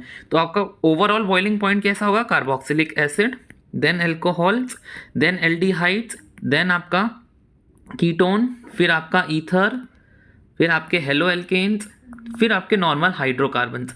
ओके, ये सभी का मैंने बॉइलिंग पॉइंट बताया। अब 4 कार्बन तक आपका जो वो है ना, जो ये क्या बोलते हैं, ये क्या है, इनको कार्बोक्सिलिक एसिड, कंफ्यूज हो गया मैं। कार्बोक्सिलिक एसिड के जो अल्काइल पार्ट है, अगर आप 4 कार्बन तक लोगे ना तब तक तो वो पानी में मिक्सेबल होगा, वाटर में मिक्स हो जाएगा क्योंकि वो एच बॉन्डिंग बनाएगा। लेकिन 4 कार्बन से ज़्यादा लोगे ना तो उसको पानी में मिक्स होने में दिक्कत होने लगेगी। क्यों? क्योंकि ये आर पार्ट जो होता है ये हाइड्रोफोबिक पार्ट होता है। हाइड्रोफोबिक पार्ट जब भी बढ़ता है तो सॉल्युबिलिटी डिक्रीज करती है। हो इतनी बार तो बोल चुका हूँ, ये रट गया होगा आपको। तो हाइड्रोफोबिक पार्ट बढ़ता है तो सॉल्युबिलिटी डिक्रीज होती है। दैट इज वाई आपको जो आपकी बड़ा वाला जो उसको आप कह सकते हो बेंजोइक एसिड होता है, बेंजोइक एसिड जो है वो अपना ऐसा दिखता है, उसमें आर पार्ट देखो कितना बड़ा है। ये आपका ये C double bond O H वाला पार्ट है, इसमें जो आर पार्ट है वो इतनी बड़ी 6 कार्बन की रिंग है। यानी कि ये जो है ना पानी, जो कोल्ड वाटर होता है उसमें तो ये सॉल्यूबल ही नहीं होता है, इतना आपका हाइड्रोफोबिक पार्ट अफेक्ट करता है पानी की सॉल्युबिलिटी को। अब हम केमिकल प्रॉपर्टी पढ़ेंगे। अच्छा हाँ, केमिकल प्रॉपर्टी से पहले आपको पढ़ना पड़ेगा कि कार्बोक्सिलिक एसिड एसिडिटी होते हैं, मतलब उस कार्बोक्सिलिक एसिड के अंदर एसिडिटी देखने को मिलती है। कैसी बात कर रहे हैं हम, एसिड है उसके अंदर एसिडिटी तो देखने को मिलेगी ना। एसिडिटी का क्या मतलब होता है कि वो H+ आयन रिलीज करता है, या फिर आप उसको हाइड्रोनियम आयन भी बोल सकते हो। अगर फॉर एग्जाम्पल ये रहा कार्बोक्सिलिक एसिड, मैंने उसको वाटर में डाला तो वाटर में डालने से क्या होता है, O पे नेगेटिव चार्ज आता है और ये H+ रिलीज हो जाता है। ये H+ वाटर के साथ मिलके हाइड्रोनियम आयन बना लेता है। मेनली आपको इतना जानना है कि ये H+ रिलीज करते हैं, क्योंकि कोई भी स्पीशीज अगर H+ रिलीज करती है ना तो वो हाइड्रोनियम वाटर के साथ फिर वो हाइड्रोनियम आयन बना लेती है, और H+ रिलीज करना ही एसिडिटी का एक संकेत होता है। नाउ ये ऑक्सीजन पे नेगेटिव चार्ज आ गया, यानी कि इस तरीके का आपका कार्बोक्सिलेट आयन बन गया और एक तरीके से यहाँ पे हाइड्रोनियम आयन बन गया। एसिडिटी डायरेक्टली प्रोपोर्शनल होती है नेगेटिव आई इफेक्ट के। नेगेटिव आई इफेक्ट मतलब और उसको मजबूर करता है कि नहीं तो ऑक्सीजन, मतलब अगर मैंने यहाँ पे कार्बन के यहाँ एक ऐसी चीज़ लगाई है जो आपकी जो कार्बन पे उसकी इलेक्ट्रॉन डेंसिटी को छीनती है, यानी कि इलेक्ट्रॉन डेंसिटी वो छीन रही है कार्बन पे, तो कार्बन जो उसके इलेक्ट्रॉन जा रहे हैं तो कार्बन को मजबूरन आपके हाइड्रोजन से इलेक्ट्रॉन लेने पड़ते हैं और हाइड्रोजन को रिलीज करना पड़ता है। आपको ये पिछले चैप्टर में ही पढ़ा दिया था। एसिडिटी अगर नहीं पढ़ के आया हुआ अल्कोहल फिनॉल में तो फिर क्या करा, एसिडिटी -I से डायरेक्टली प्रोपोर्शनल होती है, इन्वर्सली प्रोपोर्शनल होती है +I के। देन ये तो आप जो आपका कार्बोक्सिलेट आयन है ना, ये आपका रेजोनेंस करता है। रेजोनेंस जैसे कि आपका नेगेटिव आयन इधर आ जाएगा, डबल बॉन्ड इधर आ जाएगा, तो इससे क्या होगा, ये वाला जो डबल बॉन्ड है यहाँ पर यहाँ पर एक डबल बॉन्ड आना चाहिए ना, क्योंकि हमने यहाँ पर एक डबल बॉन्ड क्रिएट करा है, ये रहा आ गया। तो देखो ये जो बॉन्ड है ना, यहाँ सिंगल बॉन्ड था, यहाँ पे नेगेटिव आयन आएगा तो यहाँ पर एक डबल बॉन्ड क्रिएट हो जाएगा, एंड यहाँ जहाँ डबल बॉन्ड था उसने अपने आप को ऑक्सीजन पे दे दिया, इसलिए यहाँ पे नेगेटिव चार्ज आ गया। ये चाहे तो अपने आप को पीछे करके वापस से ये बना लेते हैं, यानी कि ये दोनों यहाँ पर इस तरह से खेलते रहते हैं। अब ध्यान से देखो, एक बार डबल बॉन्ड आया इधर, एक बार डबल बॉन्ड आया इधर, ये आर पे तो कभी भी नहीं आएगा, यानी कि डबल बॉन्ड जो है यहाँ पर इस तरह से शिफ्ट होता रहता है, और नेगेटिव चार्ज एक बार इस ऑक्सीजन पे आया, एक बार इस ऑक्सीजन पर आया। दैट इज वाई मैंने नेगेटिव चार्ज को सेंटर में बना दिया। कभी कभार पूछ लेते कि कार्बोक्सिलेट आयन के रेजोनेटिंग स्ट्रक्चर बना, तो समझ में आया कार्बोक्सिलेट आयन कैसे बनता है। कार्बोक्सिलिक एसिड में से H+ को हटा दो तो आपका कार्बोक्सिलेट आयन बन गया। इसके रेजोनेटिंग स्ट्रक्चर कैसे बनाओगे, एक बार इस पे चार्ज दे दो, देन ये डबल बॉन्ड ऑक्सीजन पे शिफ्ट कर दो, ये करोगे तो ऐसा बन जाएगा। देन ये नेगेटिव इस वाले डबल बॉन्ड को दे दो, डबल बॉन्ड को इस ऑक्सीजन पे शिफ्ट कर दो। ध्यान से देखोगे तो पाओगे कि डबल बॉन्ड एक बार यहाँ आ रहा है, एक बार यहाँ आ रहा है, यानी कि डबल बॉन्ड की पोजीशन यहाँ पर शिफ्ट हो रही है।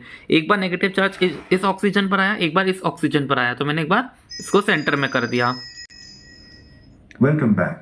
You can say sounds like ocean or underwater this time, or you can ask me. Alexa, stop.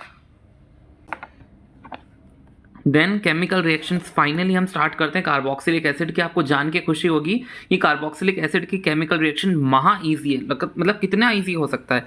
आप अगर उसको सोडियम मेटल के साथ रिएक्ट करोगे तो H प्लस रिलीज होता है, जैसे मैंने कहा O पे नेगेटिव आता है, सोडियम मेटल पे पॉजिटिव आता है, तो सोडियम मेटल को यहाँ बिठा दो, H जो है वो H2 गैस की तरह रिलीज हो जाएगा।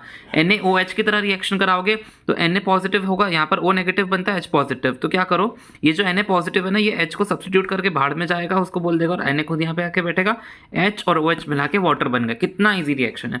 NaHCO3, ये तो हमने छोटी क्लासेस में भी पढ़ा है कि एसिड को सोडियम बाइकार्बोनेट के साथ रिएक्ट कराओगे तो आपको सॉल्ट मिलता है, plus water plus carbon dioxide release हो जाती है। यहाँ पर रिलीज होना इंपॉर्टेंट है क्योंकि ये दिखाते हैं कि ब्रिस्क एफोवेसेंस के साथ कार्बन डाइऑक्साइड रिलीज होती है।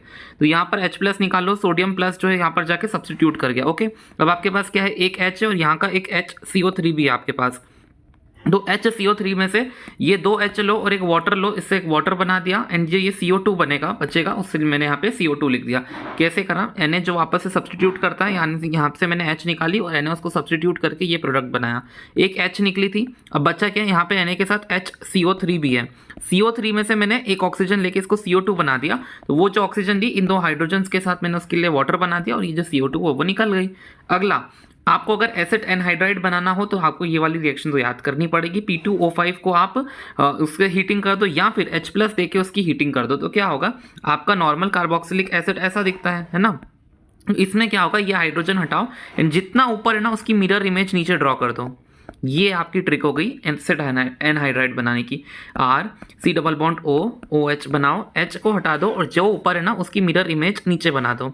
मैं हर रिएक्शन की ट्रिक बता रहा हूँ, इसलिए वीडियो लंबी हो रही है, बहुत समय लगता है, लेकिन सोचने में भी तो समय लगेगा ना। देन अगर आपने कार्बोक्सिलिक एसिड में अल्कोहल डाला, तो मैंने आपको बताया अल्कोहल और एसिडिक मीडियम डालोगे तो ये आपका कार्बोक्सिलिक एसिड है। ओके, ये R-OH आपका अल्कोहल था।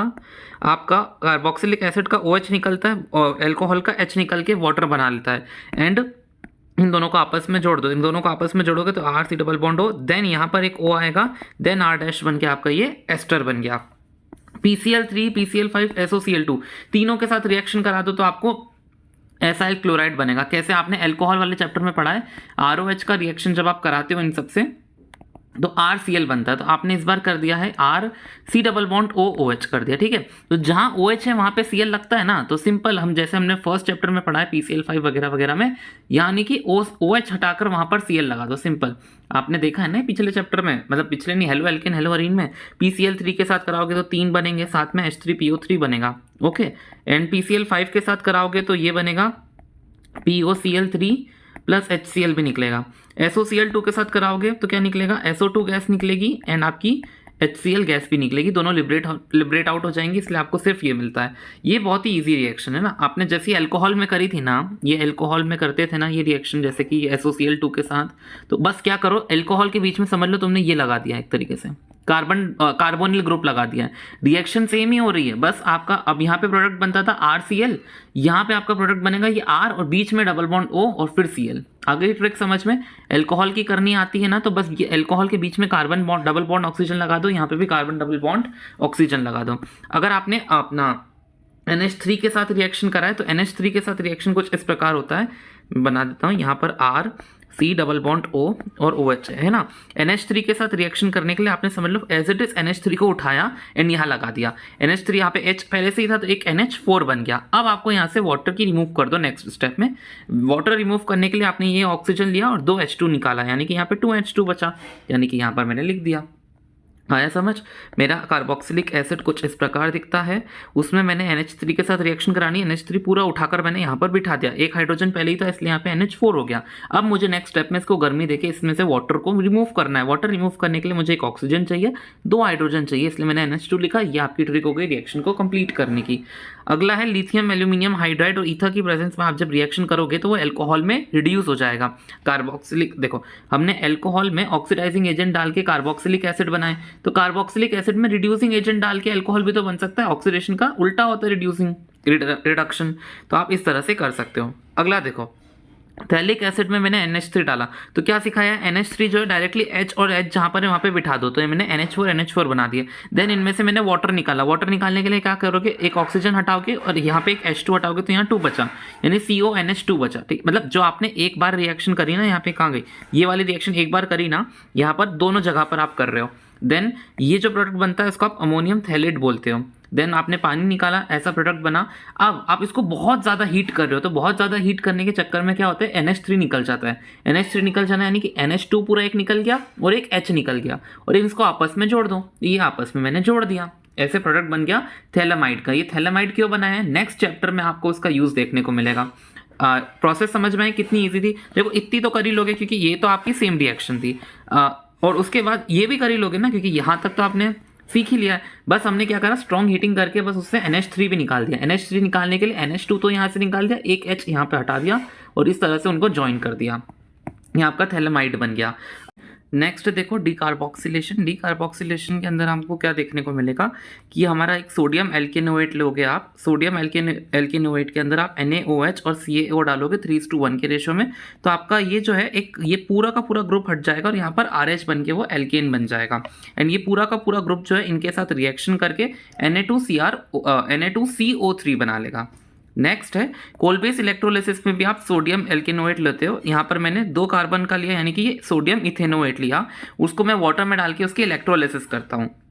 इलेक्ट्रोलिसिस करने से क्या होगा, पहले ये पूरा पार्ट हट रहा था, अब पूरा पार्ट नहीं हटेगा, इतना ये डबल बॉन्ड OO और Na हट के ये C बॉन्ड C बना लेगा। ठीक है, ये जो 2 O है ना, ये इससे CO2 बना लेंगे। अब आप सोचो कि ये 2 O CO2 कैसे बनाएंगे, यहाँ पे आपकी बैलेंसिंग होगी, क्योंकि यहाँ पे देखो 3 कार्बन है, यहाँ पे 2 ही। आप जब बैलेंसिंग करोगे तो आपको समझ में आ जाएगा। 2 ऑक्सीजन CO2 बनाएंगे एंड आपका ये जो Na और H2O है वो सब NaOH और H2 बना के इवॉल्व हो जाते हैं। NaOH रहेगा, H2 इवॉल्व हो जाएगा। नेक्स्ट रिएक्शन देखो हेल्महोल्ट्ज ज़ेलेंस्की रिएक्शन, इसके अंदर आपको देखने को मिलेगा आपका वही कार्बोक्सिलिक एसिड, रेड फॉस्फोरस, और आपको इसमें X2 की रेड फॉस्फोरस की प्रेजेंस में X2 ऐड होगा और आप सेकेंड स्टेप में उसकी हाइड्रोलिसिस करोगे। तो कुछ नहीं करना है, जहाँ पर आपका अल्फा कार्बन है वहाँ पर एक हेलोजन ऐड हो जाएगा, तो आप इसको बोलते हो अल्फा हेलोजन या फिर alpha hello carboxylic acid.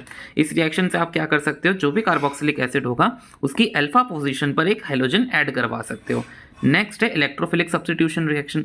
Electrophilic substitution reaction में आपको पता होना चाहिए जो कार्बोक्सिलिक एसिड है वो भी आपकी कार्बोनिल ग्रुप्स की तरह ही आपकी कैसे हो सकते हैं, मेटा डायरेक्टिंग होते हैं, एंड और तो और आपके डीएक्टिवेटिंग ग्रुप्स की तरह काम करते हैं। तो डीएक्टिवेटिंग ग्रुप्स के कारण वो मेटा पे ही सारे पोजीशन ऐड करवाएंगे। अगर HNO3 H2SO4 के प्रेजेंस में लोगे तो यहाँ पे NO2 माइनस का इलेक्ट्रोफाइल जनरेट होता है एंड वो मेटा पोजीशन पे मैंने ऐड कर दिया।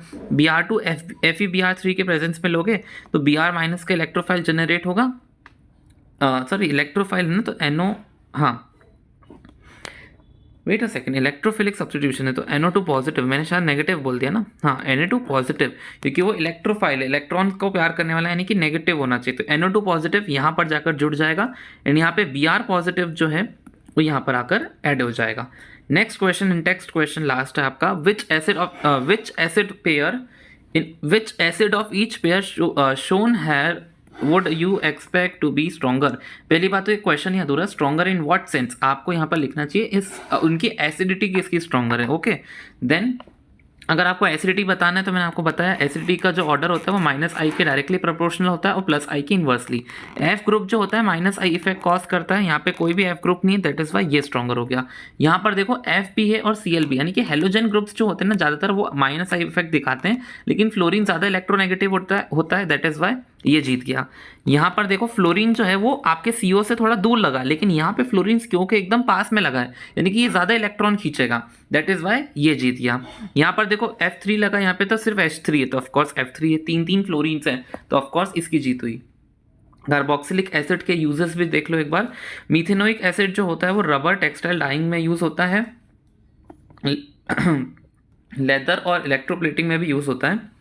देन इथेनोइक एसिड जो है सॉल्वेंट की तरह यूज़ होता है विनेगर में और फूड इंडस्ट्री में, आपको पता ही है। और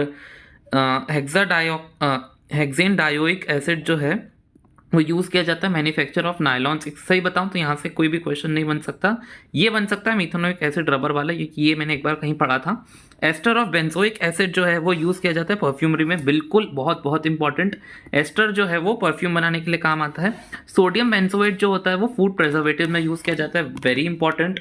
higher fatty acids are use in the manufacture of soaps and detergent, very very very, ये लास्ट के 3 पॉइंट्स इंपॉर्टेंट है। एस्टर को आप यूज़ करते हो परफ्यूम में, सोडियम बेंजोएट को आप यूज़ करते हो फूड प्रिजर्वेटिव में, और हायर फैटी एसिड्स जो होते हैं ना वो आप सोप्स एंड डिटर्जेंट में यूज़ करते हो, ये बहुत ही इंपॉर्टेंट चीज़ है। इसी के साथ चैप्टर खत्म होता है। आप प्रीवियस चैप्टर्स में बोलते थे कि हमको रिएक्शंस याद नहीं होती, तो दैट इज़ वाई मैंने इस चैप्टर में एक एक रिएक्शन की आपको ट्रिक बताई है। कोई भी रिएक्शन मैंने नहीं छोड़ा जिसकी मैंने ट्रिक नहीं बताई हो। तो प्लीज़ इन ट्रिक्स को बनाने में बहुत मेहनत लगती है। ये जो नोट्स हैं, नोट्स को बनाने में बहुत मेहनत लगती है। इनमें आपको ये फ्री में प्रोवाइड कर रहा हूँ, तो अब फ्री में आप बदले में मुझे कुछ दे सकते हो, तो वो है कि इस चैनल को सब्सक्राइब करो, वीडियो को लाइक करो, शेयर करो अपने दोस्तों के साथ, ताकि वो भी देखें और पढ़ाई कर पाएँ। इसी के साथ आई होप आपको ये चैप्टर समझ में आया होगा। मेरी तबीयत थोड़ी सी ख़राब है, लेकिन आप इसको हैंडल कर लेना। और thank you so much for watching.